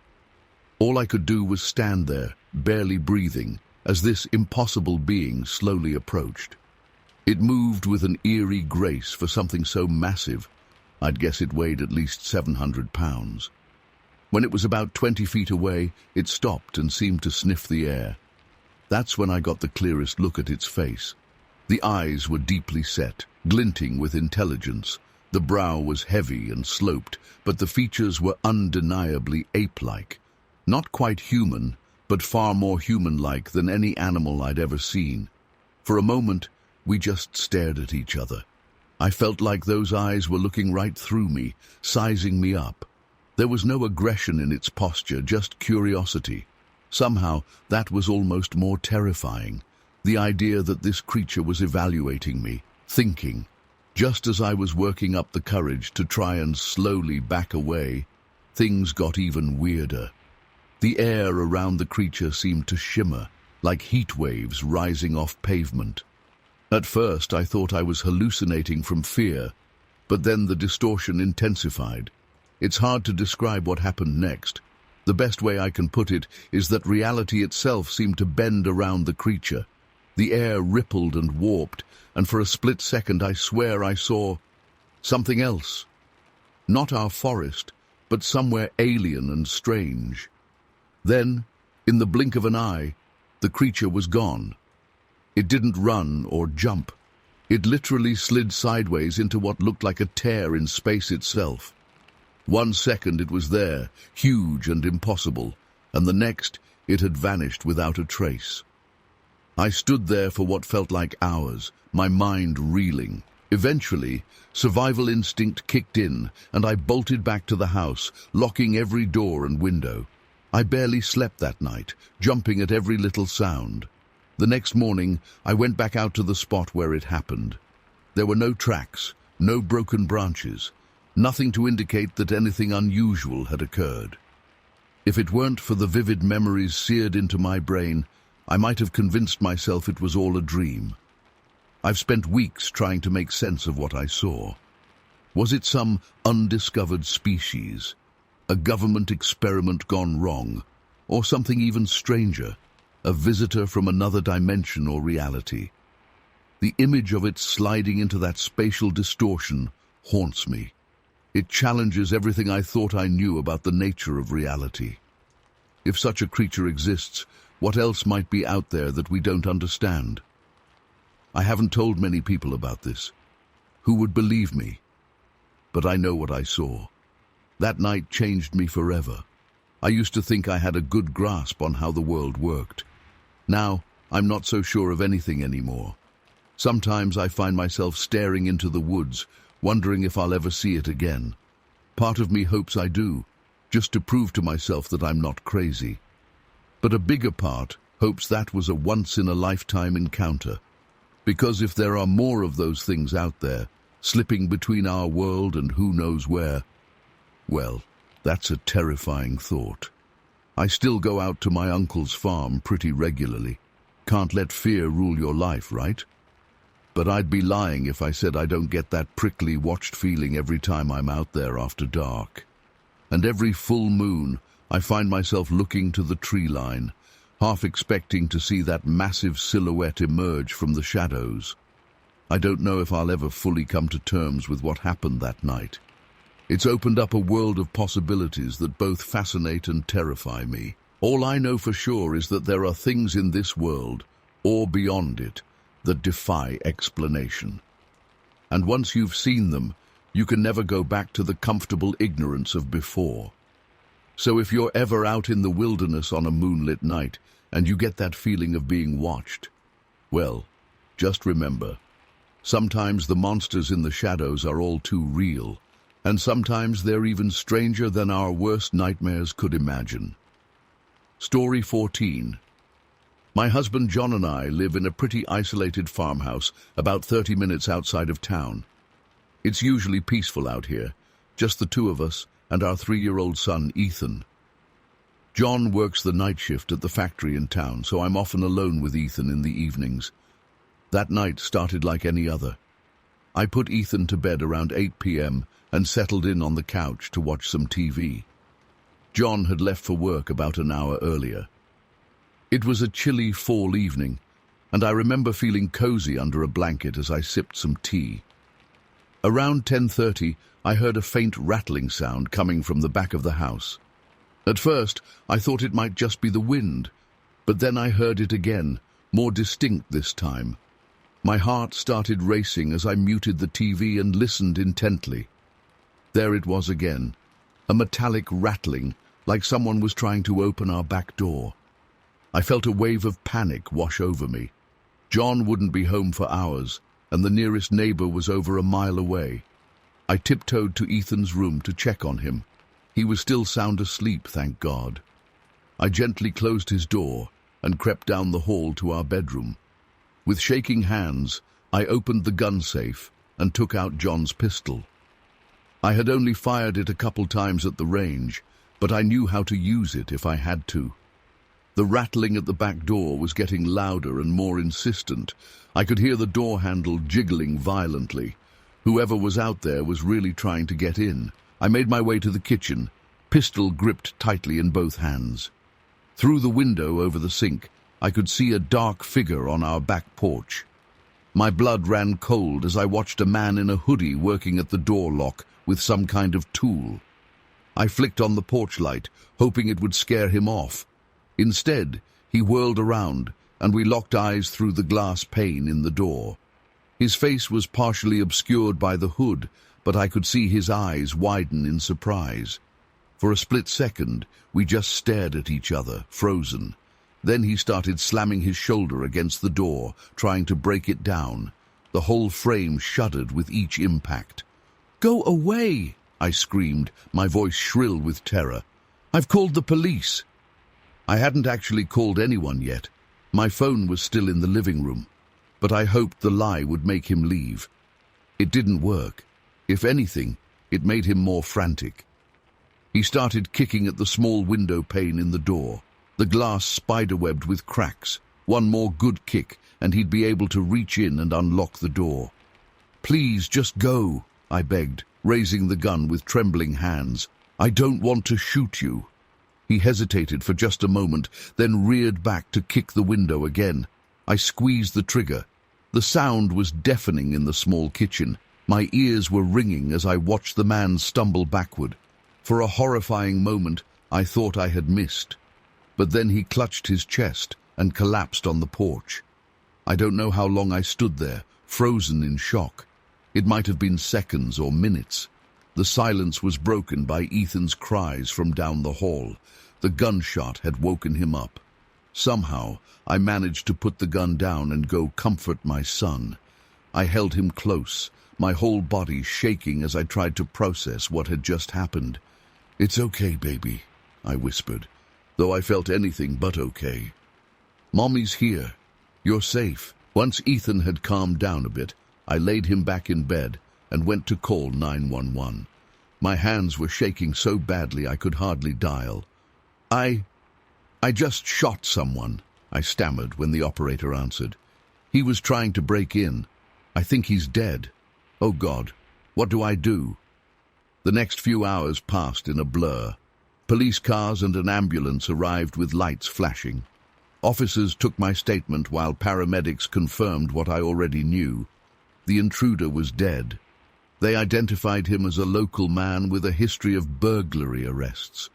Apparently, he'd been breaking into isolated homes in the area for months. The police assured me I had acted in self-defense and wouldn't face any charges. But that didn't do much to ease the sick feeling in my stomach. I had taken a life. Even if it was justified, that's not an easy thing to come to terms with. John rushed home as soon as he got my panicked call. He held me while I sobbed, telling me over and over that I had done the right thing, that I had protected our son. It's been a few weeks now, and I'm still struggling to process that night. I jump at every little sound. I have trouble sleeping, plagued by nightmares of that man's eyes as he stared at me through the door. We've installed a top-of-the-line security system and are talking about moving closer to town. But I'm not sure if I'll ever feel truly safe again. I know I did what I had to do to protect my family. If I hadn't acted, who knows what that man might have done to me or Ethan. But the weight of taking a life, even in self-defense, is almost unbearable. I keep replaying that moment in my mind, wondering if there was something else I could have done. Could I have scared him off another way? Should I have aimed for his leg instead? But in that split second when the glass was about to break, all I could think about was keeping my baby safe. Maternal instinct took over, and I did what I felt I had to do. I'm seeing a therapist now, trying to work through the trauma and guilt. She tells me it will take time, but that eventually I'll be able to forgive myself. I'm not sure I believe her yet. For now, I'm just taking it one day at a time, holding my son a little tighter, cherishing every moment with my family, and hoping that time really will help heal these wounds, both seen and unseen. I never wanted to be in this situation. I'm not some action hero or trained soldier. I'm just a mum who was faced with an impossible choice. I only hope that by sharing my story, I might help others who find themselves in similar danger. Trust your instincts. Do whatever you have to do to stay safe. And remember that even in the darkest moments, there is still hope and healing to be found. Story 15. I was lying in bed, tossing and turning as usual. Insomnia's been my constant companion for years. The red numbers on my alarm clock blinked 1:58 a.m. when I finally started to drift off. But just as sleep began to take hold, a jolt of electricity seemed to course through my entire body. My eyes flew open, but I couldn't move a muscle. Panic set in as I realized I was completely paralyzed. That's when I saw them. 3 tall, impossibly thin figures standing at the foot of my bed. Their skin was a sickly grayish-white, almost translucent. But it was their eyes that made my blood run cold. Huge, pitch-black orbs that seemed to stare right through me. I tried to scream, to move, to do anything, but I was completely frozen. One of the beings raised a long, spindly arm and pointed at me. Suddenly, I felt myself rising off the bed. My body was completely rigid as I floated towards them. The next thing I knew, I was in some kind of sterile, brightly lit room. The beings loomed over me as I lay on a cold metal table. One of them held up what looked like a thin metal rod with a glowing tip. As it brought the instrument towards my face, I squeezed my eyes shut in terror. I felt a sharp pinch near my right eye, then a burning sensation as something seemed to probe inside my skull. The pain was excruciating. I wanted to thrash and scream, but I still couldn't move an inch. After what felt like hours of prodding and probing, everything went black. When I opened my eyes again, I was back in my bed, drenched in sweat. The clock read 4:23 a.m. I bolted upright, heart pounding. Had it all been just a horrible nightmare? But as I stumbled to the bathroom, I noticed something that made my stomach drop. There was a small, perfectly round red mark next to my right eye, exactly where I'd felt that burning probe. I told myself it had to be a coincidence. Maybe I'd scratched myself in my sleep. But deep down, I knew something truly inexplicable had happened. Over the next few months, similar incidents occurred again and again, always around 2 a.m., always the same paralyzing terror, always hazy memories of examination and experimentation.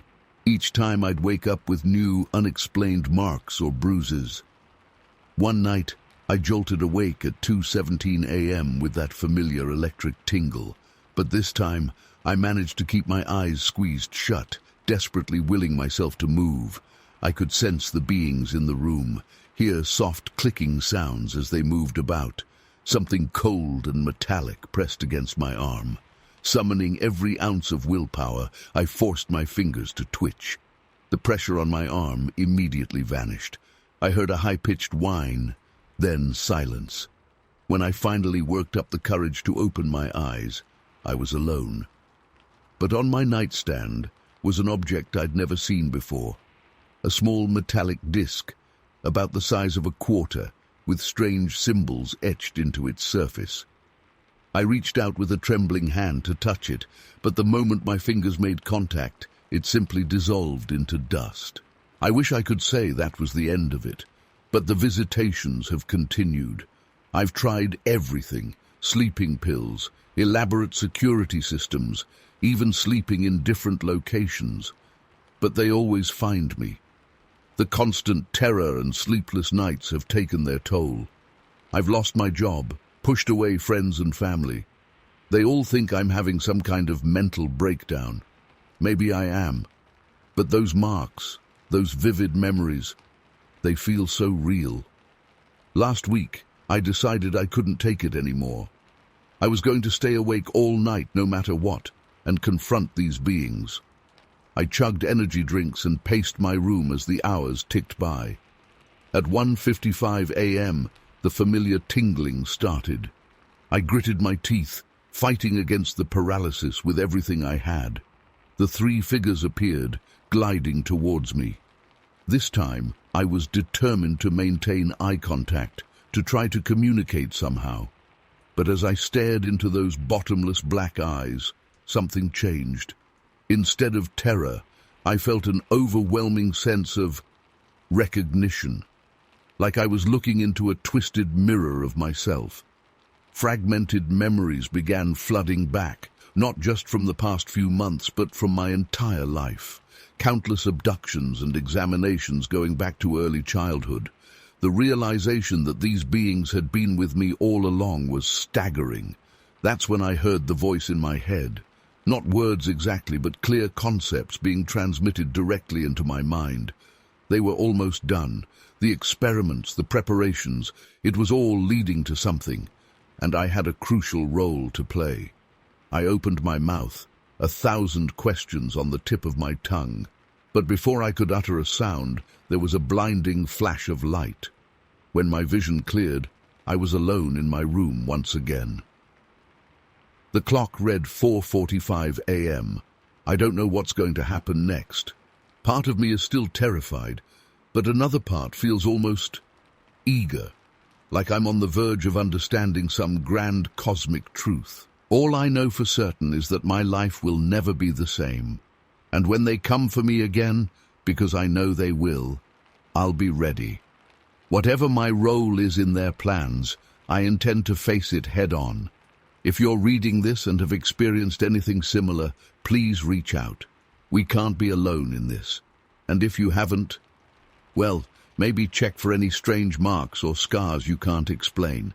You might be part of this too, whether you realize it or not. Sleep tight, everyone, and keep watching the skies. Story 16. As we were wrapping up our work for the day, Jake suggested we grab a beer and relax on the back porch. The sun had just set, casting long shadows across the overgrown fields surrounding the property. We sat there chatting about nothing in particular, enjoying the peaceful quiet after a long day of manual labor. Suddenly, I noticed movement out of the corner of my eye. At first, I thought it was just the fading light playing tricks on me, but as I turned to look directly at it, I saw what can only be described as a misty, ethereal fog slowly drifting up the back stairs leading into the kitchen. "Jake," I said, my voice barely above a whisper, "do you see that?" He followed my gaze and his eyes widened. "What the hell?" he muttered. We watched in stunned silence as the fog seemed to coalesce and take shape at the top of the stairs. It was vaguely humanoid, but translucent and shimmering, like heat waves rising off hot pavement. As it fully materialized, I could make out the distinct form of a woman in old-fashioned clothing, a long dress with a high collar and her hair piled atop her head. A chill ran down my spine that had nothing to do with the cool evening air. Every hair on my body stood on end. I wanted to run, to look away, but I was frozen in place, unable to tear my eyes from the impossible sight before me. The figure turned slowly, as if scanning the kitchen. When its gaze fell on us, I felt a jolt of pure, primal fear. Those eyes, they weren't human. They were black voids, empty and soulless. In that moment, I knew with absolute certainty that we were in the presence of something not of this world. Jake let out a strangled gasp beside me. The sound seemed to startle the apparition. Its form began to waver and distort, like a TV signal breaking up. Then, in the blink of an eye, it dissolved into wisps of mist that streaked through the air in jagged, lightning-fast movements. We watched in horror as the mist reassembled in the living room window, once again taking on that eerie human shape for just a split second before dissipating completely. For several long moments, we sat there in shocked silence, trying to process what we'd just witnessed. Finally, Jake turned to me with a shell-shocked expression. "Please tell me you saw that too," he said hoarsely. I nodded, still unable to find my voice. A violent shiver racked my body as the adrenaline began to wear off, leaving me feeling drained and disoriented. What was that?" I finally managed to croak out. Jake shook his head slowly. "I have no idea, but I don't think we're alone in this house." We spent the next hour frantically searching every room, looking for any sign of an intruder or some rational explanation for what we'd seen. But the house was empty, and everything was exactly as we'd left it. There was no evidence that anything out of the ordinary had occurred. As the initial shock began to fade, we tried to convince ourselves that it had been some kind of shared hallucination. Maybe we were overtired, or the beers had gone to our heads faster than usual. But deep down, we both knew the truth. What we'd seen was real, however impossible it seemed. That night, as I lay in the guest room unable to sleep, I couldn't shake the feeling of being watched. Every creak of the old house settling made me flinch. I kept replaying the incident over and over in my mind, trying to make sense of it. How had that mist formed into such a distinct human shape? And the way it had moved, not floating or drifting like you'd expect a ghost to, but those jagged, impossibly fast movements as it streaked through the air. It was like nothing I'd ever seen or even imagined before. The next morning, Jake and I tried to talk about it rationally over coffee. We went over every detail, looking for any possible explanation. But in the harsh light of day, it all seemed even more unbelievable. "Maybe it was just a weird reflection or something," Jake said half-heartedly. But we both knew that wasn't true. What we'd seen had been three-dimensional, solid enough to block our view of the kitchen behind it. As the day wore on, we threw ourselves into work, trying to keep busy and avoid thinking about the previous night. But there was a tension in the air, a heaviness that hadn't been there before. We both kept glancing over our shoulders, startling at small noises. That afternoon, as I was painting a bedroom upstairs, I heard a loud crash from downstairs. I called out to Jake, but got no response. My heart racing, I cautiously made my way down the stairs. I found Jake in the living room, white as a sheet and visibly shaking. A shattered lamp lay on the floor beside him. It was here," he stammered, "right in front of me, just for a second, but I swear to God I saw it." I felt the blood drain from my face. "The woman from last night?" He nodded. "But different this time, clearer, more solid. And the eyes?" He trailed off with a shudder.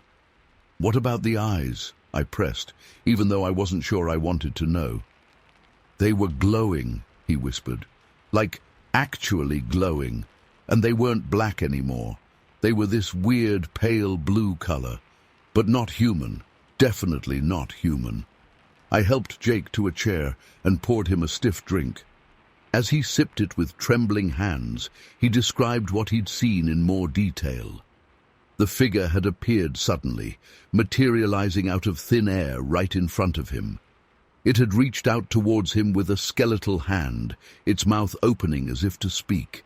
But no sound had come out. Then, just as quickly as it appeared, it had vanished again. I think it's trying to tell us something," Jake said. "Like it wants our help or something." I shook my head vehemently. "No, absolutely not. Whatever this thing is, we need to get the hell away from it. This isn't some friendly Casper situation. That thing is not human, and it's not safe."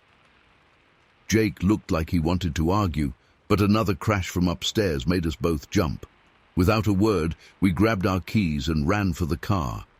We spent that night in a motel 20 miles away, both too shaken to even consider going back to the house. The next day, we returned with a local priest Jake knew.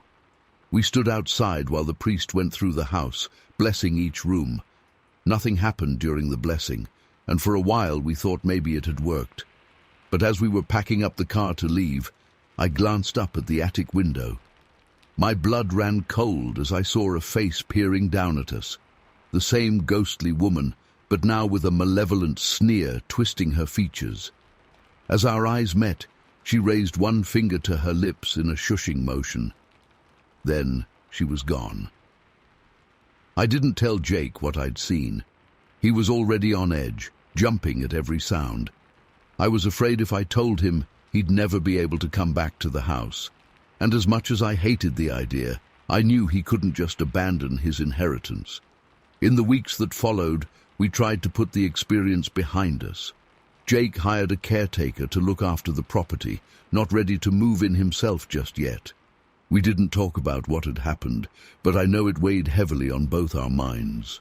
I've done a lot of research since then, trying to find any similar accounts or explanations for what we saw, but nothing quite matches up. The closest I've found are stories of intelligent hauntings, spirits that seem aware of and able to interact with the living. But even those don't account for the strange mist or the way the figure moved. To this day, I can't explain what we encountered in that old farmhouse. Was it a ghost? Some kind of interdimensional being? A hallucination brought on by hidden mold spores or carbon monoxide? I honestly don't know. All I know is that it was real, and it changed me forever. I no longer scoff at ghost stories or dismiss accounts of the paranormal, because I've seen with my own eyes that there are things in this world, or perhaps beyond it, that defy rational explanation. Sometimes late at night, when the house is quiet and dark, I still feel that prickle on the back of my neck, that feeling of being watched by unseen eyes. And I wonder, is it just my imagination? Or did something follow me home from that old Pennsylvania farmhouse? Story 17. Around lunchtime, I noticed I had a missed call from an unknown number. I didn't think much of it at first, probably just another telemarketer or scam call. But then I got another call from a different unknown number about an hour later, and another one shortly after that. By mid-afternoon, I had received 6 calls from 6 different unknown numbers. It was starting to feel a bit strange, but I brushed it off as coincidence. That evening, as I was driving home from work, my phone rang. This time, it was my fiancé Jack calling. I answered, and we had a normal conversation. He asked how my day was going, told me about a funny thing that happened at his office, and we made plans to grab dinner together that night. It was a totally mundane, everyday chat that lasted maybe 5 minutes. When I got home, I noticed I had a new voicemail. Figuring it was probably from one of those unknown numbers that had called earlier, I played it back without thinking much of it. But as soon as I heard the voice, my blood ran cold. It was Jack's voice, and mine. Our entire phone conversation from just minutes ago was there, recorded as a voicemail. Every word, exactly as I remembered it. My hands were shaking as I replayed it, trying to make sense of what I was hearing. How was this possible? We had just had that conversation live. It wasn't a voicemail, and the timestamp showed it had been left hours earlier, in the middle of the workday when neither of us had actually spoken. I immediately called Jack back, my mind racing. "Hey, did you just leave me a really weird voicemail?" I asked when he picked up. "No, I haven't left you any voicemails today," he replied, sounding confused. "What are you talking about?"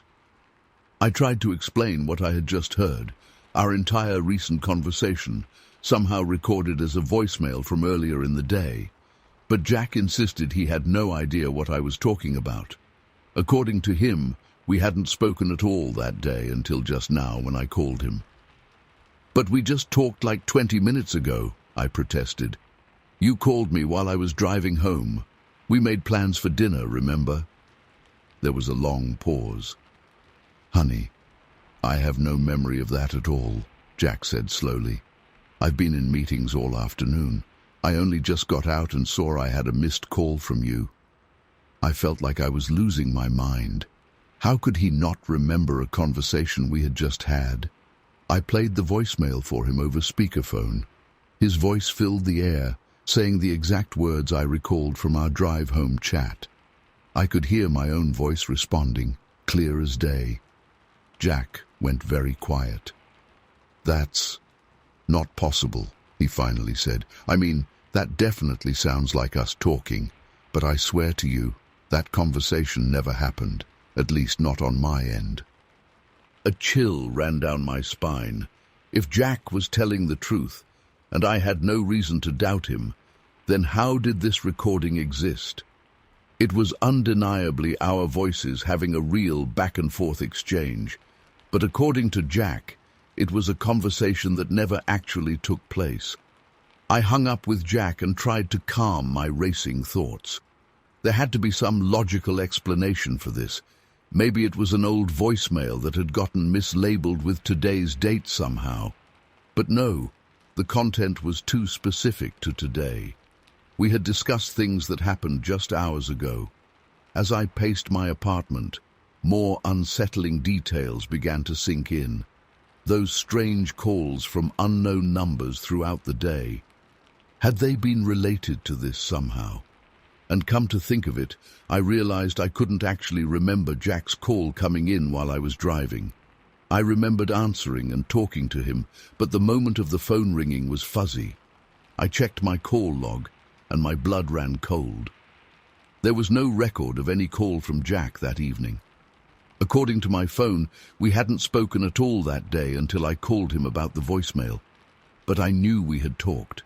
I remembered every word of our conversation, and now, here it was, recorded as a voicemail from hours earlier. I felt like I was trapped in some kind of bizarre alternate reality. In my mind, Jack and I had spoken on my drive home, but in Jack's reality, and according to my own phone records, that call had never happened, yet somehow it existed as a voicemail. Over the next few days, I became obsessed with trying to solve this mystery. I combed through my phone settings, thinking there must be some glitch causing this. I called my cell provider to see if they could explain it. I even took my phone to the Apple Store to have them check it out. But no one could offer any explanation for how a non-existent conversation could be recorded as a voicemail. I played the recording for friends and family members, desperate for someone else to make sense of it. They all agreed it was unmistakably Jack's voice and mine having a normal conversation. But Jack continued to insist he had no memory of the call ever taking place. The whole experience left me feeling deeply unsettled. It was as if for a brief time I had lived in a slightly different reality than everyone else, one where that phone call with Jack had actually happened. But then I snapped back into this reality where it never occurred, with only the voicemail as evidence of my alternate experience. In the weeks and months that followed, I found myself questioning my own memories and perceptions constantly. If such a vivid, normal memory could turn out to never have actually happened, What else in my life might not be real? The incident created a lingering sense of unease between Jack and me as well. Even though he tried to be understanding, I could tell he was disturbed by my insistence that we'd had a conversation he had no recollection of. There was a new undercurrent of doubt in our relationship. If we could have such drastically different memories of the same day, how could we trust our shared reality? To this day, I've never been able to explain what happened that strange Tuesday. The voicemail is still saved on my phone, a recording of an impossible conversation that only I remember having. Sometimes late at night I still play it back, listening to Jack's voice and my own interact in a call that supposedly never took place. I've mostly learned to live with the mystery, but it's changed how I view the world. I'm always half waiting for reality to shift again, for some other impossible thing to intrude into my normal life. That one inexplicable event shattered my sense of what's real and possible. Now I question everything, never fully trusting my own experiences or memories. I don't know if it was a glitch in the universe or in my own mind. But whatever caused that phantom phone call and voicemail, it opened my eyes to how fragile our perception of reality truly is. None of us can ever be completely sure that the world we think we're living in is actually real. Story 18. I never believed in the supernatural or anything like that, but what happened after my dad passed away has completely shaken my worldview. My old man was a tough son of a bitch. Lived his whole life up in the mountains, rarely came down to civilization.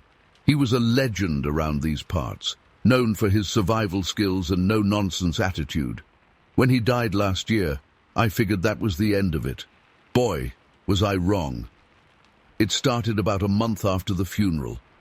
I had this vivid dream where Dad was standing at the foot of my bed trying to tell me something. His mouth was moving, but no sound was coming out. He looked frustrated, kept gesturing frantically. I woke up in a cold sweat, heart racing, chalked it up to grief and tried to forget about it. But then it happened again, and again. Always the same thing. Dad trying desperately to communicate, but unable to get the message across. The dreams started coming more frequently, 2 to 3 times a week. I was losing sleep, dreading going to bed each night. I didn't tell anyone at first. Didn't want folks to think I was losing it. But then, at a family gathering, my cousin Jake mentioned having weird dreams about Uncle Joe. My ears perked up. "What kind of dreams?" I asked, trying to keep my voice casual. Jake described the exact same scenario. Dad appearing, frantically gesturing, unable to speak. A chill ran down my spine. This was getting too freaky. Over the next few weeks, I discreetly asked around. Turns out several family members and even some of Dad's old buddies were having similar dreams, always with Dad trying urgently to convey some message. I started doing research, looking into the possibility of spirits trying to communicate from beyond. Found some interesting stuff, but nothing conclusive. Still, I couldn't shake the feeling that Dad was trying to tell us something important. The dreams continued, becoming more intense. Sometimes I'd wake up with a deep sense of dread, like something terrible was about to happen.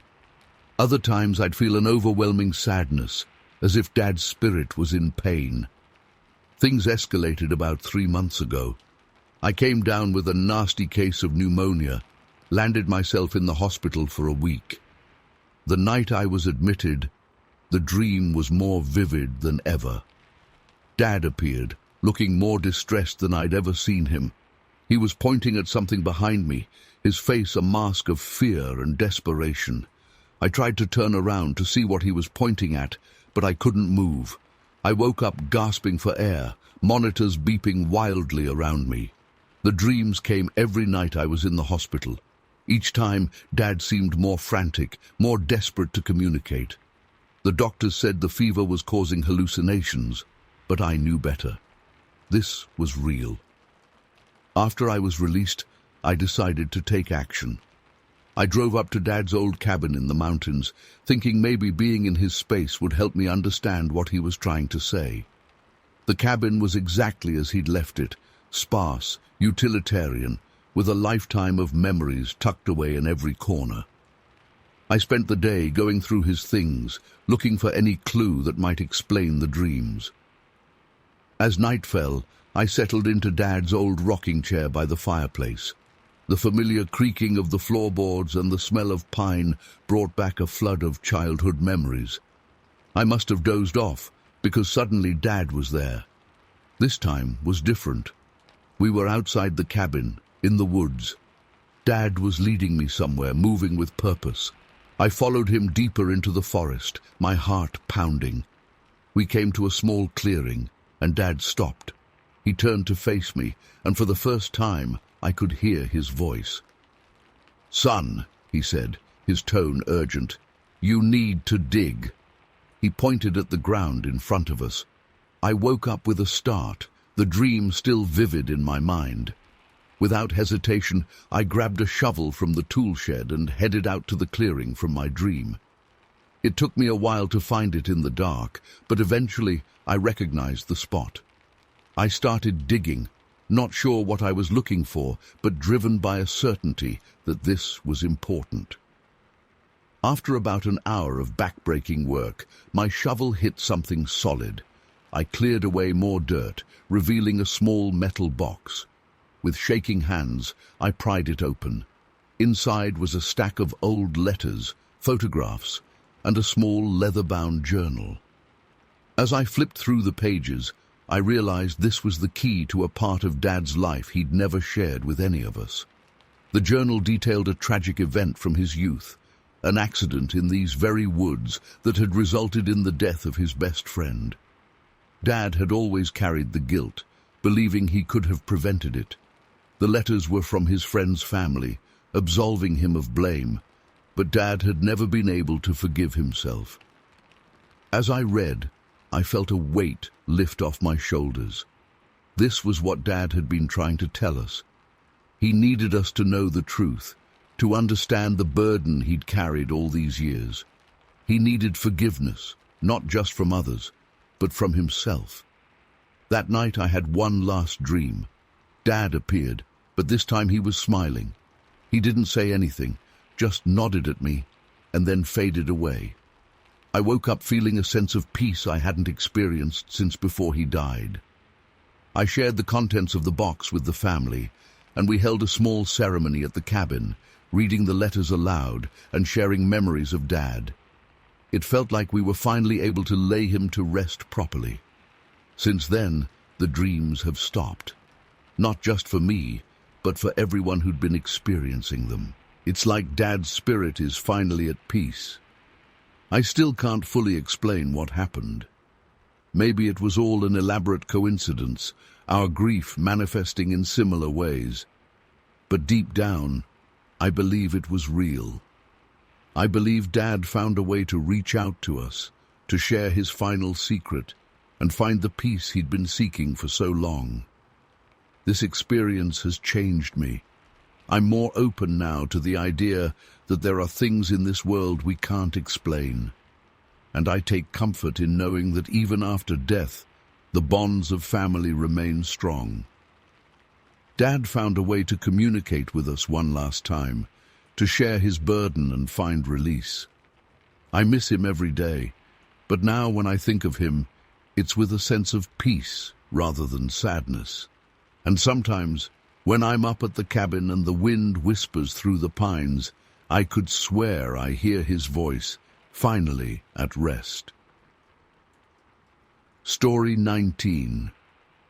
We set out early in the morning, the crisp mountain air filling our lungs as we began our ascent up one of the well-worn trails. Emily was chattering away about school and her friends, and I was just enjoying the beautiful scenery around us. The towering pines, the glimpses of snow-capped peaks in the distance, it was truly breathtaking. About 2 hours into our hike, I noticed something odd on the trail ahead of us. At first I thought it was just some unusual erosion patterns in the dirt, But as we got closer, my blood ran cold. There were tracks in the soil, large humanoid footprints that were far bigger than any human foot I'd ever seen. They seemed to be following the trail, just like we were. I tried to hide my unease from Emily, not wanting to frighten her, but she noticed them too and asked, "Mom, what made those? They look like giant people feet." I forced a laugh and said it was probably just some oddly shaped animal tracks. But deep down, I knew that wasn't true. These were clearly bipedal prints, with 5 distinct toes. They were easily 18 inches long and incredibly deep, as if whatever made them was extremely heavy. Against my better judgment, we decided to keep going. I told myself it was probably just some elaborate prank by other hikers. But as we continued on, the tracks persisted. They veered off the main trail at one point, heading into a more densely wooded area. My curiosity got the better of me, and we followed them. That's when we came upon something that made my skin crawl. In a small clearing, there was an enormous pile of what could only be described as feces. It was massive, easily the size of a large beach ball. The smell was overwhelming, a putrid stench that made us gag. Emily's eyes were wide with a mix of disgust and fear. "Mom, what animal could have done that? It's huge!" I had no answer for her. My mind was racing, trying to come up with any logical explanation. But there was none. No known animal in these mountains could produce waste of that size, and coupled with those tracks, I was starting to seriously freak out. We quickly left the clearing, but I couldn't shake the feeling that we were being watched. The forest suddenly seemed much darker and more foreboding. Every snapping twig or rustling leaf made me jump. That's when we heard it.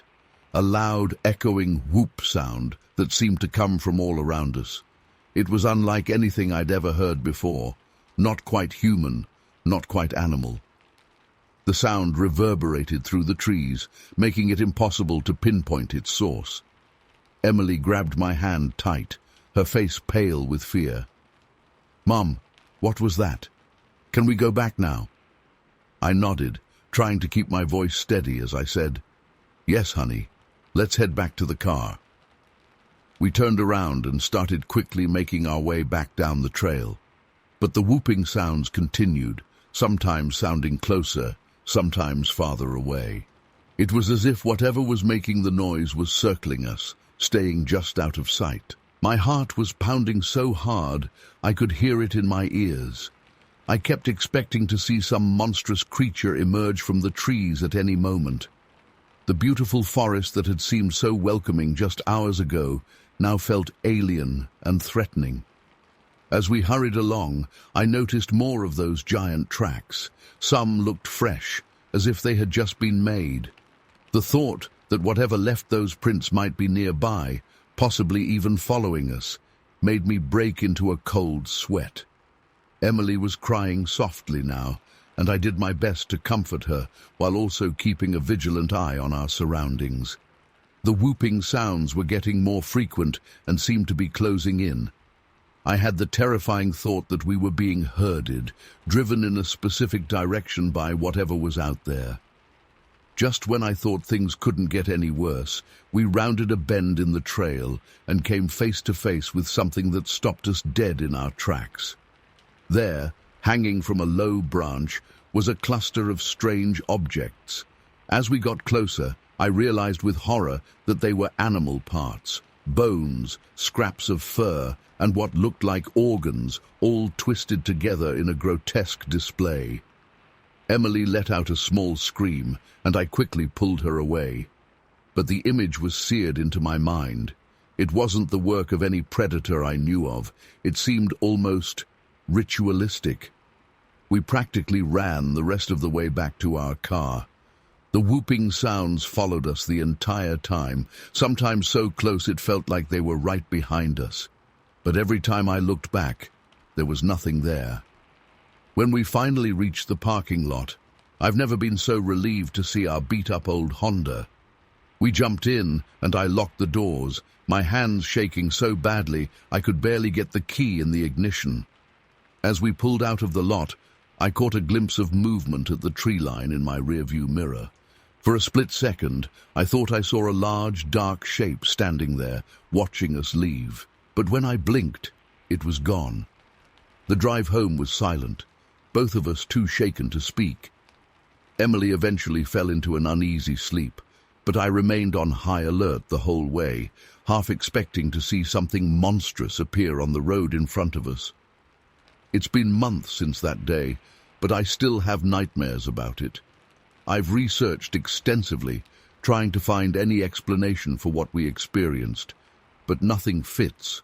No known animal can explain those tracks, that massive pile of waste, or those eerie whooping calls.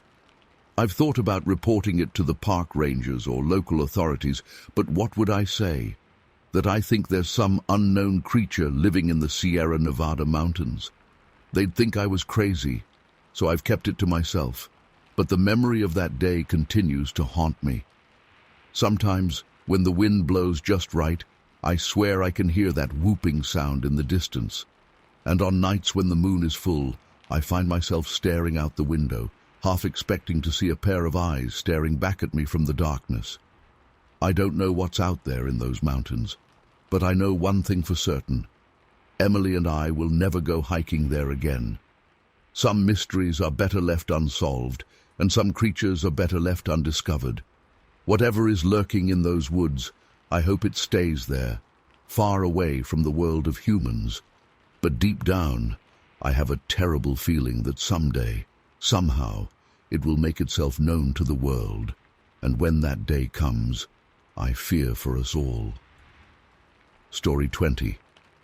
I had been planning this solo camping trip for weeks, eager to escape the hustle and bustle of city life and reconnect with the great outdoors.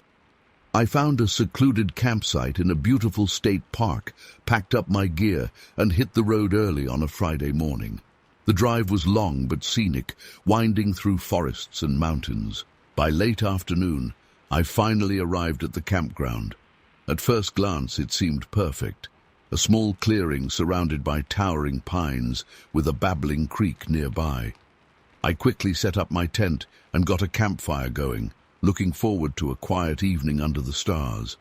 That's when I noticed the only other occupied campsite about 50 yards away. A large RV was parked there, with country music blaring from speakers. I tried not to let it bother me, figuring they'd quiet down once it got dark. But as night fell, the music only got louder. Raucous laughter and shouting echoed through the trees. I peered through the darkness and could make out a group of about 5 or 6 people around their campfire, drinking heavily. Still, I told myself it was just people having fun and tried to ignore it.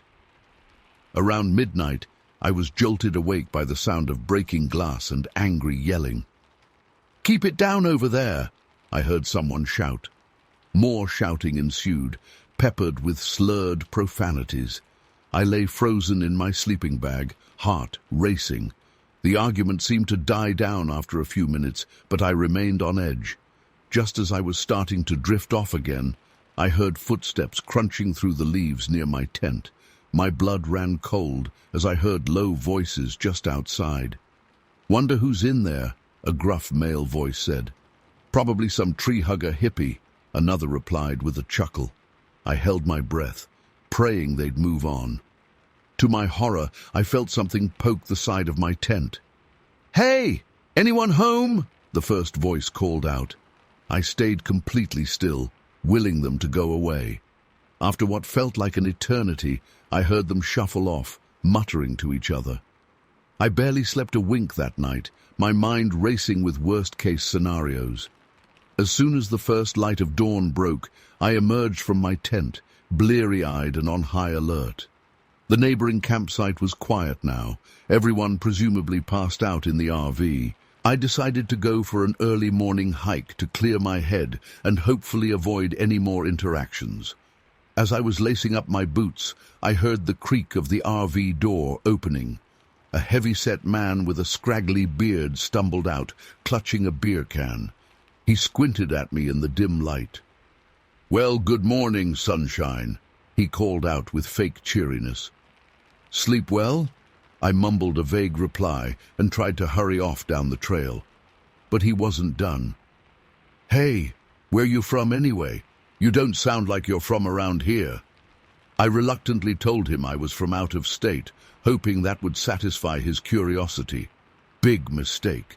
His face darkened. Another damn outsider.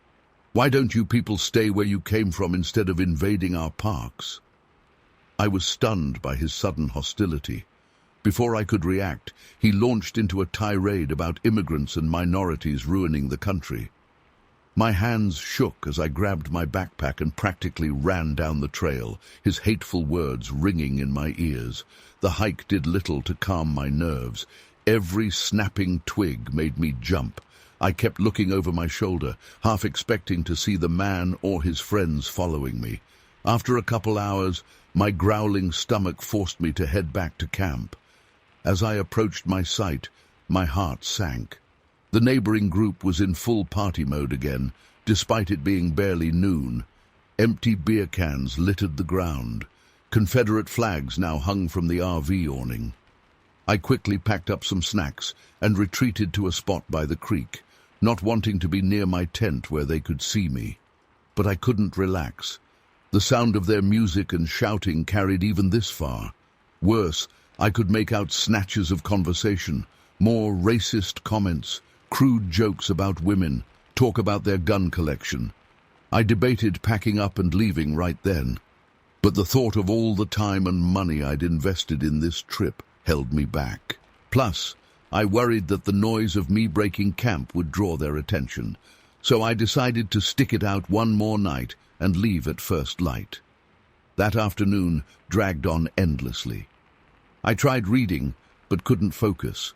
I took another short hike, but felt too anxious to go far from camp. Mostly I just sat by the creek, watching the water and trying to block out the noise. As evening approached, I reluctantly headed back to my campsite to make dinner. To my dismay, I saw that the group had spilled out of their site and were now occupying the communal picnic area between our camps. There was no way to access my tent without walking right past them. Taking a deep breath, I started towards my site, keeping my eyes down. But I'd barely gone 10 feet when I heard someone shout, "Hey, it's that girl from this morning!" Suddenly, I was surrounded by the group, 3 men and 2 women, all clearly intoxicated. They peppered me with questions.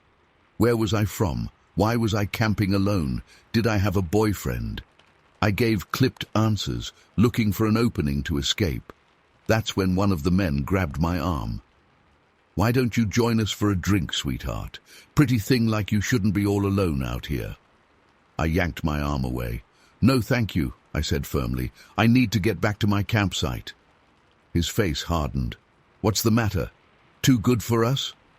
The others joined in, hurling insults. Someone shoved me from behind. Panic rising, I broke free of the group and ran for my tent. Their angry shouts followed me as I dove inside and zipped it up with shaking hands.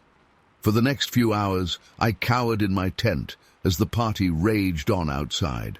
Occasionally I heard footsteps approach, accompanied by drunken laughter or lewd comments. Each time, I held my breath until they moved away. Around 2 a.m., things finally started to quiet down. I was exhausted but far too keyed up to sleep. As I lay there in the dark, I heard the rumble of an engine starting up. Peeking out, I saw headlights sweep across the campground as a truck pulled out onto the access road. Relief washed over me. Maybe they were leaving, but my hopes were dashed when I heard the truck returning about 20 minutes later. This cycle repeated several times over the next couple hours, the truck leaving, then coming back. Each time it returned, it would circle the campground slowly before parking. My imagination ran wild. Were they patrolling to make sure I didn't try to leave, looking for other campers to harass? I was trapped, too scared to run to my car in case they were waiting for me. Finally, as the sky began to lighten, I heard the RV engine start up. I watched through a crack in my tent flap as the group packed up and pulled out of the campground. Only once the rumble of the RV faded into the distance did I dare to emerge. I broke camp in record time, my hands still shaking. As I was doing a final sweep of my sight, something caught my eye. There, stuck to a tree trunk, was a crumpled piece of paper. My blood ran cold as I read the crude message scrawled on it. "We're always watching." I threw the paper in my bag as evidence and got the hell out of there. I drove for hours, not stopping until I was safely home. I reported the incident to the park rangers, but without any real proof beyond my word, I doubt anything came of it. It's been months now, but I still have nightmares about that weekend. I haven't been camping since. The worst part is not knowing if it was just a group of drunk idiots messing with me, or if there was real malicious intent behind their actions. Either way, it was a terrifying reminder of how vulnerable we can be, even in places we think of as safe. I don't know if I'll ever feel comfortable camping alone again.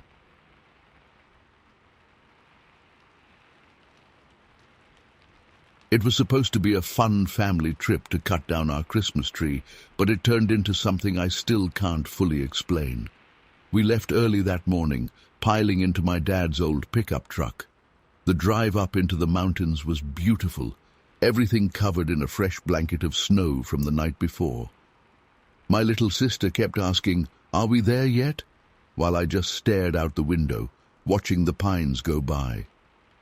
As we wound our way up the mountain roads, I noticed something strange out of the corner of my eye. At first I thought it was just a shadow or trick of the light, but then I saw it clearly. A tall, dark figure walking parallel to the road about 50 yards into the trees. My heart started racing. It was huge, at least 7 or 8 feet tall, and covered in what looked like dark fur. It was walking on 2 legs, but in a weird loping gait that didn't look quite human. I blinked hard, thinking I must be seeing things. But when I looked again, it was still there. "Dad, stop the truck!" I yelled. "There's something out there." But he just kept driving, clearly annoyed. "What are you talking about? There's nothing out there but trees." "No, I swear I saw something. It was big and furry and walking on 2 legs. We have to go back." My dad sighed. "Look, if you saw a bear or something, we don't want to mess with it. Just calm down." But I knew what I saw wasn't a bear. Bears don't walk upright like that. This was something else entirely. I craned my neck, trying to keep the figure in view. Suddenly it changed direction, moving with surprising speed down the slope and out of sight. "It's gone now," I said quietly, "but I know I saw it." My dad just shook his head. "You've been watching too many of those Bigfoot shows. There's no such thing." I fell silent, but I couldn't shake the image from my mind. The rest of the drive passed in a blur. When we got to the Christmas tree farm, I couldn't focus on helping pick out a tree. I kept scanning the tree line, half expecting to see that dark figure again. On the drive back home, with our perfect Douglas fir strapped to the roof, my dad tried to lighten the mood. "So, you think Bigfoot was out there looking for his Christmas tree too?" he joked. I didn't laugh. I knew what I saw, even if no one believed me. That night I couldn't sleep. Every time I closed my eyes, I saw that figure again. I kept replaying it in my mind, trying to make sense of it. Was it really Bigfoot? Or just some elaborate hoax? But who would be out there in the freezing cold, dressed up in a costume? The next morning, I woke up early and started researching Bigfoot sightings in Arizona. To my surprise, there were quite a few reported in the White Mountains area. Some descriptions matched almost exactly what I had seen. A tall, dark figure moving with inhuman speed through the trees. I printed out some of the reports and showed them to my dad over breakfast. He just rolled his eyes. "Come on, you're not still on about this, are you? It was probably just a shadow or something. Your mind playing tricks on you." But I knew it wasn't just my imagination. What I saw was real. Over the next few weeks, As we decorated the tree and prepared for Christmas, my Bigfoot sighting became a running joke in the family. My sister would jump out from behind doors yelling, "It's Bigfoot." My mom bought me a Bigfoot ornament as a gag gift. I tried to laugh along, but inside I was frustrated. Why wouldn't they believe me? I know what I saw. As the initial excitement faded, I became more and more obsessed with proving what I'd seen. I spent hours online, reading every Bigfoot sighting report I could find. I joined Bigfoot forums and Facebook groups, hoping to connect with others who had similar experiences. I even convinced my best friend to come with me on a Bigfoot hunt in the area where I had the sighting. We spent a whole Saturday trekking through the snowy woods, looking for any sign of the creature. We didn't find anything definitive, but I swear I heard some strange vocalizations that didn't sound like any animal I knew. My grades started to slip as I devoted more and more time to my Bigfoot research. My parents were getting concerned, telling me I needed to let it go and focus on school. But I couldn't.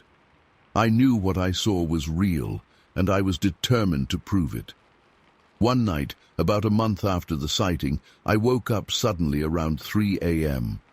I'm not sure what woke me, but I had an overwhelming urge to look out my bedroom window. When I did, my blood ran cold. There, at the edge of our backyard where it met the woods, was a dark figure.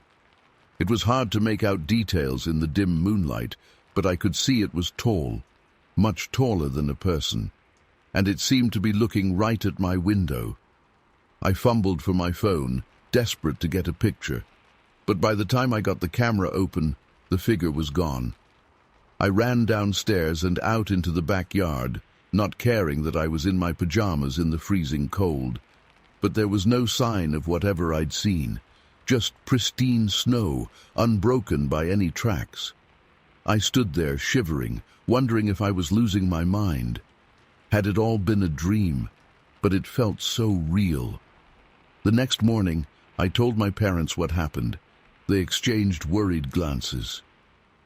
"Honey," my mom said gently, "I think maybe we should talk to someone about this. All this Bigfoot stuff. It's not healthy." "You think I'm crazy," I said flatly. No, she backpedaled. "We're just concerned. You've been so fixated on this. Maybe talking to a counselor would help?" I stormed off to my room, slamming the door. They didn't understand. No one did. Over the next few months, I tried to push the whole thing out of my mind.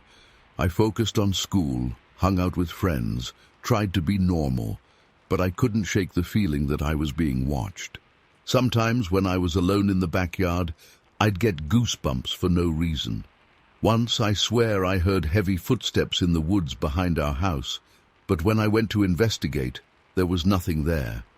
As winter turned to spring, my obsession faded somewhat. But I never forgot what I saw that day in the mountains.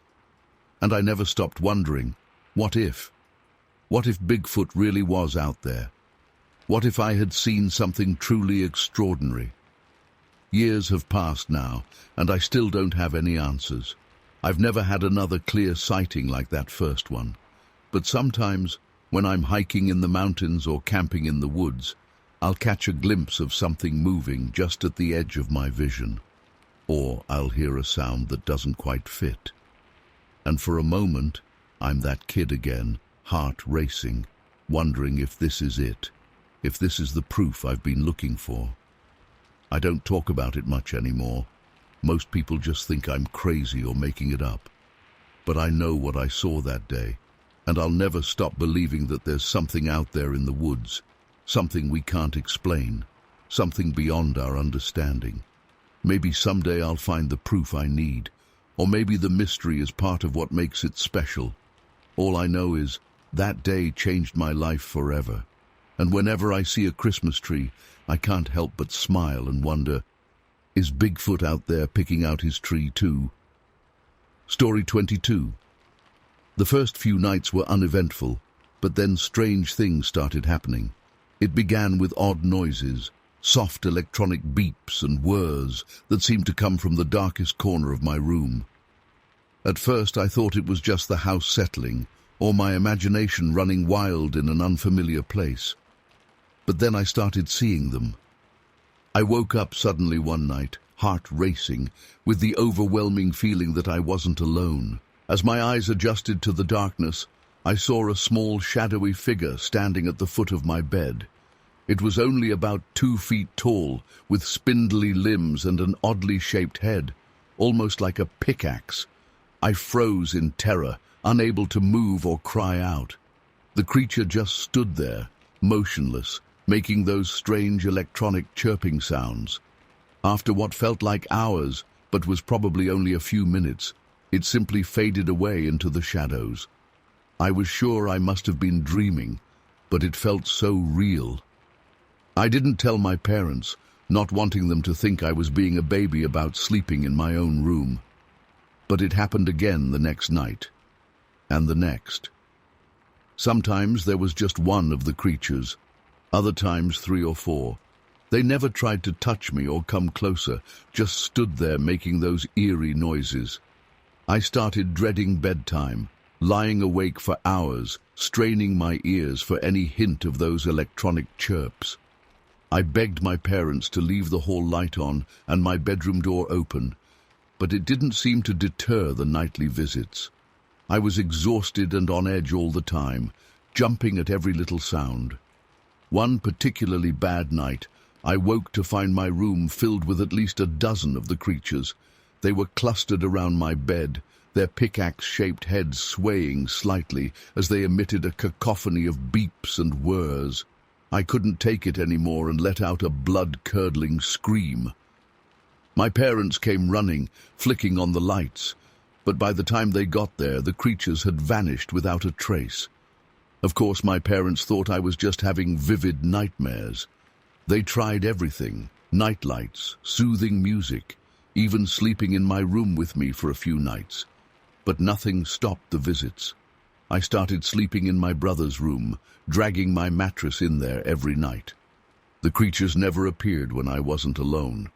As the weeks went by, I became more and more sleep-deprived and anxious. My grades started slipping, and I was irritable all the time.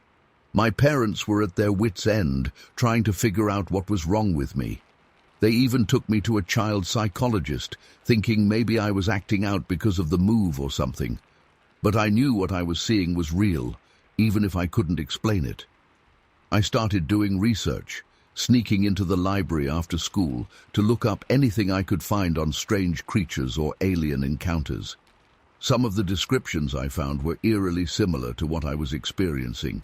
Small, dark figures with oddly shaped heads making electronic noises. But nothing quite matched up exactly.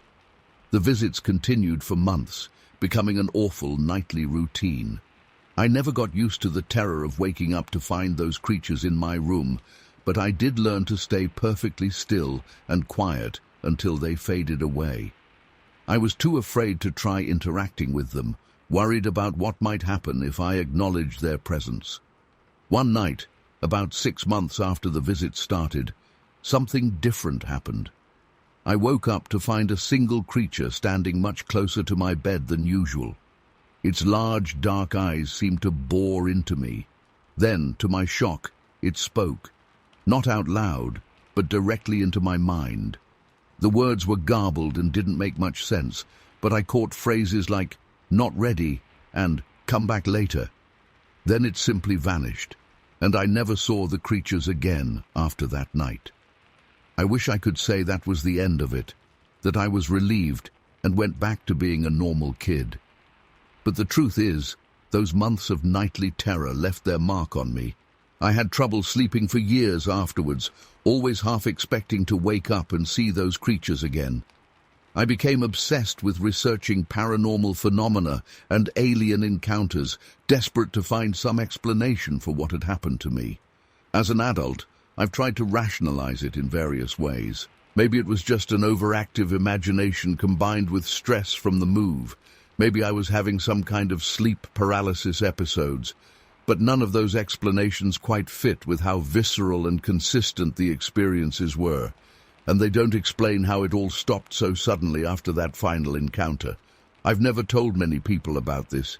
It sounds too crazy, too much like something out of a sci-fi movie. But I know what I saw and experienced. Those creatures were real, whatever they were, and sometimes late at night when the house is quiet, I still find myself straining to hear those eerie electronic chirps coming from the shadows. I've been back to that house in Madison a few times over the years, half hoping and half dreading that I might experience something again. But it's always just a normal, slightly creepy old house now. Whatever presence was there during those months seems to be long gone. Sometimes I wonder if other kids who lived in that house had similar experiences.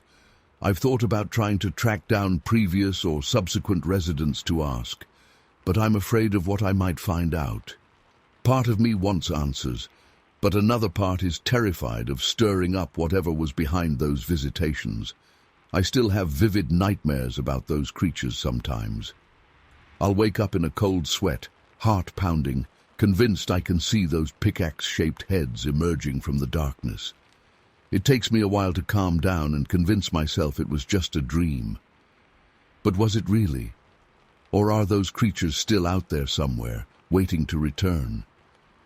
I don't know if I'll ever have answers about what really happened during those months in Madison, but I know that it changed me forever. I can't look at the night sky or hear an unexplained noise without thinking of those strange visitors. And I'll always wonder, why me? What did they want? And will they ever come back?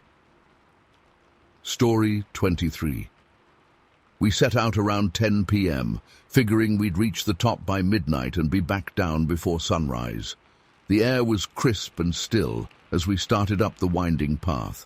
Our headlamps carved twin beams through the inky blackness, illuminating the rocky terrain a few feet ahead. Beyond that small circle of light, the forest pressed in close on both sides, a wall of impenetrable shadow. At first we chatted and joked, our voices seeming unnaturally loud in the quiet night. But as the incline steepened and our breathing grew labored, we lapsed into silence. There was just the crunch of gravel under our boots and the occasional rustle of unseen creatures in the underbrush. About 2 hours in, we paused to catch our breath and have some water. We were making good time, probably about 3/4 of the way to the summit. Jake clicked off his headlamp for a moment, and I followed suit. The darkness was absolute. I couldn't even see my hand in front of my face. An eerie stillness settled over us. "Man, it's so weird being up here at night," Jake whispered, "like we're the only people left in the world." I was about to agree when a faint sound reached my ears. A rhythmic scraping noise coming from further up the trail. Click-scrape, click-scrape, click-scrape. "Do you hear that?" I asked, straining to listen. Jake nodded, his face ghostly in the dim glow of our rekindled headlamps. "Sounds like someone dragging something?" We exchanged uneasy glances. Who else would be up here at this hour? The scraping grew louder as whatever was making it drew nearer. Despite the chill in the air, I felt sweat prickling along my spine. "Hello?" Jake called out tentatively. No response, just that steady click-scrape getting closer. We stood frozen, unsure whether to continue up or turn back. Part of me wanted to bolt down the mountain, but curiosity kept my feet rooted in place. The sound was almost upon us now. I held my breath as my headlamp beam swept up the trail and landed on a figure emerging from the gloom. It was an old man, ancient really, shuffling slowly up the path. His wrinkled face was fixed in a blank expression, roomy eyes staring straight ahead. But what made my skin crawl was the rusty shovel he dragged behind him, the metal blade scraping across the gravel with each step. Evening, sir," I managed to stammer out. "Everything okay?" The old man didn't even glance our way. He just kept trudging upward, step by agonizing step. Click-scrape, click-scrape. The eerie cadence of his approach had my heart racing. Jake and I pressed ourselves against the cliff face to let him pass. As he drew level with us, I caught a whiff of damp earth and decay. His clothes were filthy and ragged, caked with mud. It looked like he'd been digging. "Hey, do you need help?" Jake asked, reaching out. But the old man kept going as if we weren't even there. We watched in stunned silence as he disappeared around a bend, the scraping of his shovel fading into the night. For a long moment, neither of us spoke. The encounter left me deeply unsettled in a way I couldn't quite explain.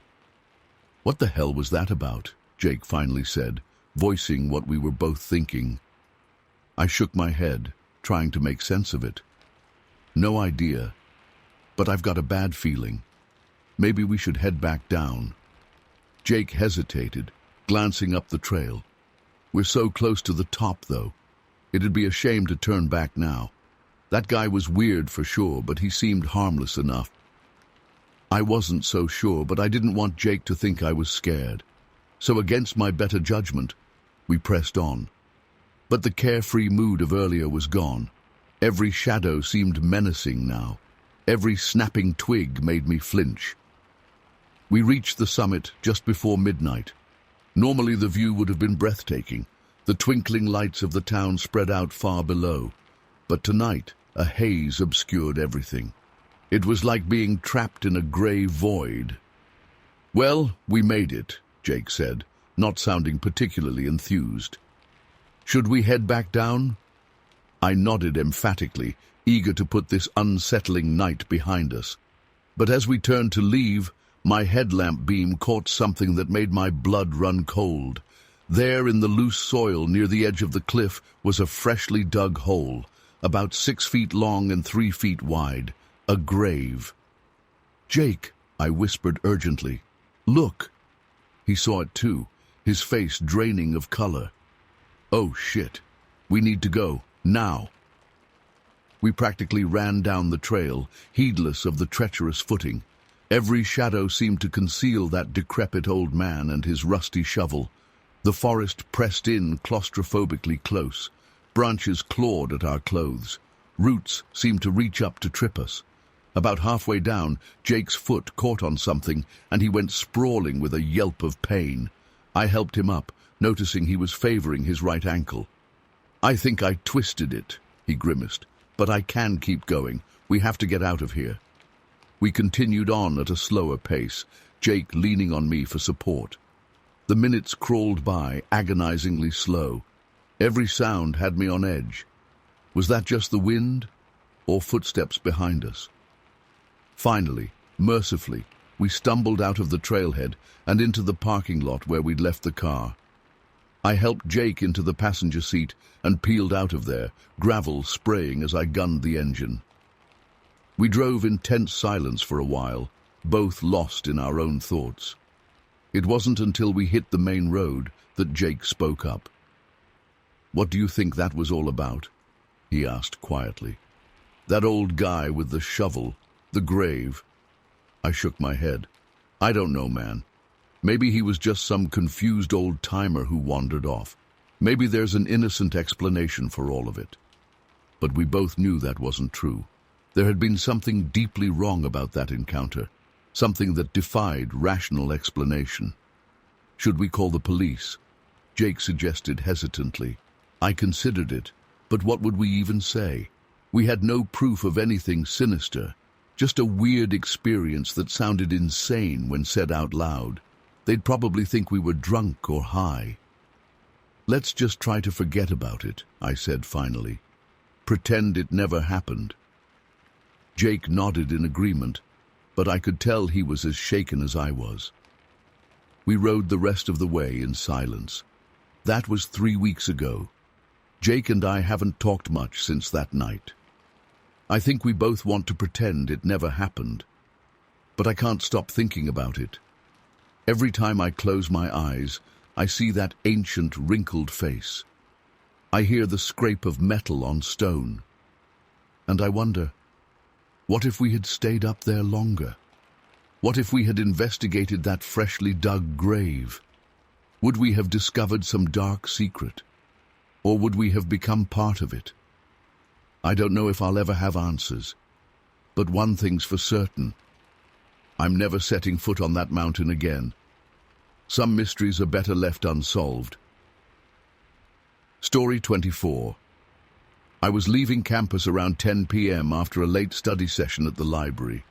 As I walked to my car in the dimly lit parking lot, I noticed my classmate Jake heading the same way. We'd worked on a few group projects together but weren't particularly close. Still, I was glad to see a familiar face. "Hey, Emily," he called out. "Hitting the books late tonight?" "Yeah, midterms are kicking my butt," I replied with a tired laugh. "You headed home?" Jake nodded. "My car's in the shop, so I was going to grab an Uber. What about you?" I hesitated for a moment. The idea of driving home alone suddenly felt unsettling. Maybe it was the eerie quiet of the nearly empty lot, or the flickering streetlight casting strange shadows, but a chill ran down my spine. "Actually, would you mind coming with me?" I asked. "I live pretty close by and I can drop you off after. I don't know, I've got a weird feeling tonight." Jake agreed without hesitation, and I felt a wave of relief wash over me. We chatted casually as we walked to my car, our footsteps echoing in the still night air. As I went to unlock the door, movement in my peripheral vision made me freeze. A large white van had just pulled into the lot, moving slowly with its headlights off. It came to a stop about 50 feet away, engine still running. "Jake," I whispered, trying to keep my voice steady. "Do you see that van?" He glanced over, tensing beside me. "Yeah, weird place to park. Let's just get in your car and go." I fumbled with my keys, hands shaking slightly as I unlocked the door. We quickly got in, and I started the engine, eager to leave. As I backed out of the space, the van's headlights suddenly flicked on, illuminating us in harsh white light. My heart began to race. "This isn't right," I muttered, shifting into drive and pulling away. In my rearview mirror, I saw the van start to follow. "They're coming after us," Jake said, twisting in his seat to look back. "Emily, you need to drive faster." I pressed down on the gas, hands gripping the wheel so tightly my knuckles turned white. The campus buildings fell away as we sped onto the main road leading away from town. The van kept pace behind us, headlights bearing down. "What do they want?" I asked, voice shaking. "Should we call the police?" Jake was already dialing 911 on his phone. "Yes, hello? We need help. We're being followed by a suspicious van on Highway 16 heading east out of town. We're in a blue Honda Civic. Please hurry." I tried to focus on the road ahead, but my mind was racing with terrifying possibilities. Who was in that van? What did they want with us? The stretch of highway we were on was rural and poorly lit. If they forced us off the road out here, who knows what could happen? Suddenly Jake shouted, "Emily, look out!" The van had accelerated, coming up right on our bumper. I swerved, narrowly avoiding being rear-ended. Panic overwhelmed me as I realized they were trying to run us off the road. "We can't outrun them," I cried. "What do we do?" Jake scanned the darkness outside. "There, up ahead on the right. It looks like an old house. Maybe we can lose them if we go on foot." It was a crazy idea, but we were out of options. As we approached the dilapidated farmhouse, I slammed on the brakes and cut the wheel hard. We skidded onto the overgrown driveway in a spray of gravel. Before the car had even come to a full stop, we were both scrambling out the doors. I heard the van screech to a halt behind us as we sprinted toward the house. My lungs burned and branches whipped at my face, but sheer adrenaline propelled me forward. We reached the sagging porch, and Jake shoulder-checked the front door. It gave way with a splintering crack, and we tumbled inside. The interior was pitch black and filled with musty air. "Quick, upstairs!" Jake whispered urgently. We felt our way up creaking steps, praying they wouldn't collapse under us. At the top, we ducked into what seemed to be an old bedroom. Rotting floorboards groaned beneath our feet as we crouched by a grimy window. Outside, I could see the headlights of the van sweeping across the overgrown yard. Car doors slammed and muffled voices drifted up. They were searching for us. I clapped a hand over my mouth to stifle my panicked breathing. Jake gripped my arm, whether to comfort me or steady himself, I wasn't sure. Minutes ticked by like hours as we huddled in the darkness. Every sound, a tree branch scraping the roof, mice skittering in the walls, made me flinch. I was certain at any moment the bedroom door would burst open and rough hands would grab us. But gradually, the sounds of searching faded. We heard engines start up and tires crunching on gravel. Were they leaving, or was it a trick to lure us out? We stayed frozen in place for what felt like an eternity. Finally, Jake whispered, "I think they're gone. But we can't stay here. Do you know anyone who lives nearby?" I nodded, remembering my aunt and uncle's house was only a few miles down the road. We crept back downstairs, every nerve on high alert. The night air felt oppressive as we emerged from the house, like unseen eyes were still watching. We set off down the road at a jog, constantly glancing over our shoulders. I kept expecting headlights to appear behind us at any moment, but we made it to my aunt and uncle's without incident. They were stunned to see us stumbling up to their door so late, disheveled and wild-eyed. We poured out our story in breathless fragments as my aunt called the police and my uncle made frantic calls to our parents. The next few hours passed in a blur of police statements and tearful hugs from family.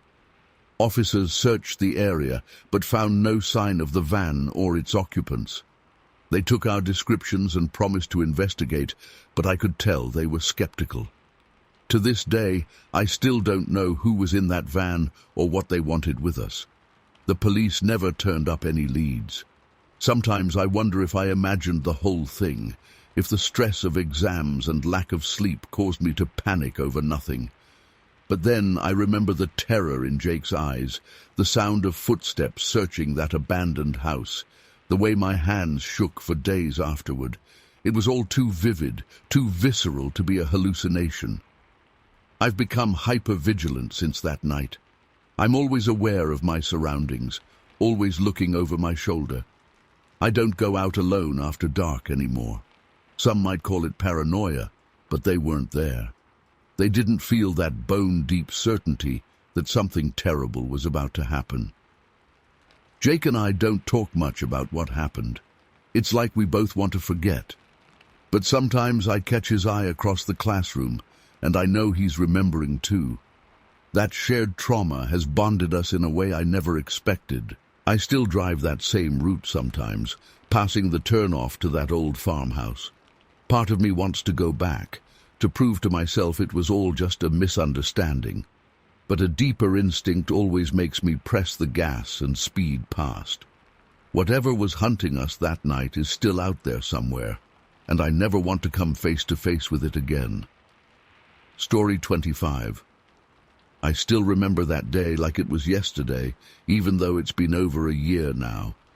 Our caving club had been planning this expedition for months, a deep cave system in the Austrian Alps that had only been partially mapped. We were all so excited to potentially make some new discoveries and push further into the unknown depths. There were 5 of us on the team: myself, Jake, Mia, Lucas, and Olivia. We'd been caving together for years and had a good dynamic.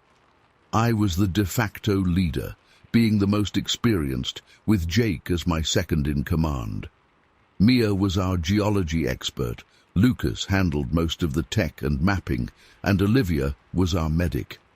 The cave entrance was a narrow vertical shaft that required rappelling down about 30 meters. As we descended one by one into the darkness, I felt that familiar mix of excitement and trepidation. No matter how many caves I'd explored, that initial plunge always got my heart racing.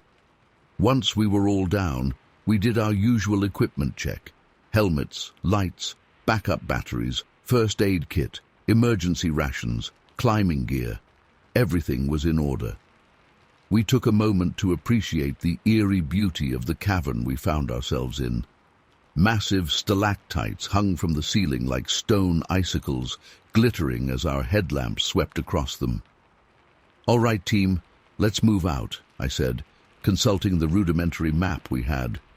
"We'll follow the main passage for about 1 kilometer, then start surveying the unexplored side tunnels." For the first few hours, everything went smoothly.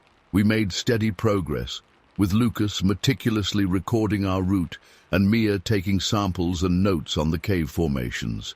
The passage gradually sloped downward, taking us deeper underground. The air grew cooler and damper. Around midday, we reached a junction where the main tunnel split into 3 branches. According to our map, the rightmost passage was unexplored. "This is it, guys," I said excitedly. "Virgin Cave. Who knows what we might find down there?" We took a quick break to eat some energy bars and drink some water before pressing on into the unknown tunnel. It was narrower than the main passage, forcing us to go single file in some spots. The walls were slick with moisture, and in places we had to carefully pick our way over jumbles of fallen rocks. After about 500 meters, the passage opened up into a vast chamber.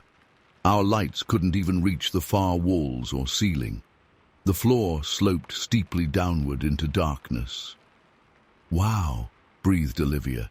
"This is incredible." We spread out to explore the chamber, calling out to each other as we discovered interesting features.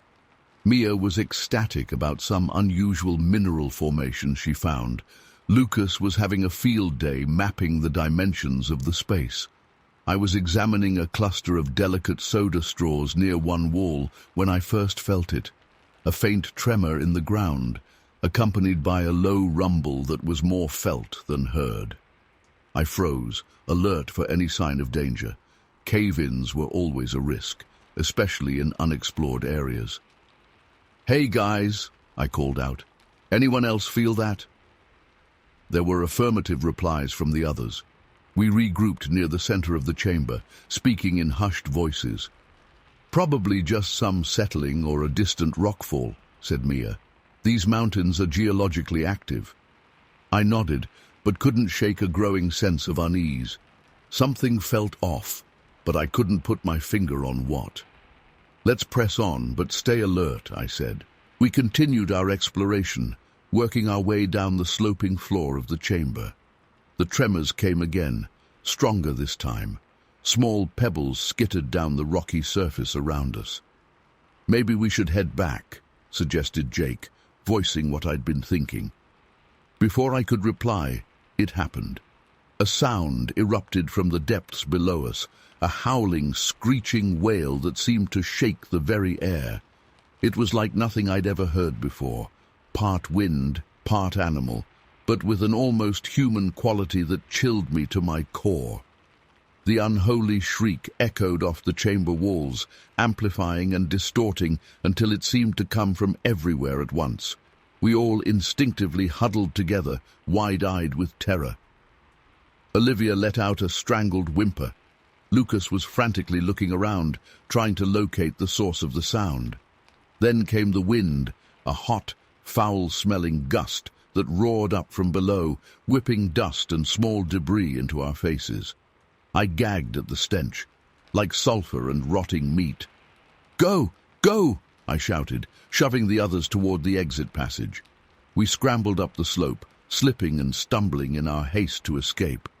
The hellish howling continued, rising and falling in pitch, but never ceasing. Panic lent us speed as we raced back the way we'd come. I was dimly aware of Mia crying as she ran, of Jake muttering frantic prayers under his breath. My own mind was blank with fear, focused only on getting out. We burst out of the narrow passage into the main tunnel, but didn't slow our pace. The sound was fainter here, but still audible, that unearthly wailing drifting up from the depths. I'm not sure how long we ran. Time seemed to lose all meaning. We only stopped when we physically couldn't go on, collapsing in an exhausted, terrified heap. For a long while, we just lay there, gasping for breath. Finally, Olivia broke the silence. "What? What was that?" she asked in a small, shaky voice. Nobody had an answer. We looked at each other with shell-shocked expressions, each seeing our own fear reflected back. "We need to get out of here," I said at last, forcing myself to take charge despite my rattled nerves. "We'll rest for 10 minutes, then make for the surface, quick as we can." The others nodded mutely. We drank some water and choked down a few bites of food, though none of us had much appetite. I kept straining my ears, dreading a repeat of that awful sound, but all was quiet save for our ragged breathing and the occasional drip of water. True to my word, after 10 minutes, I got us moving again.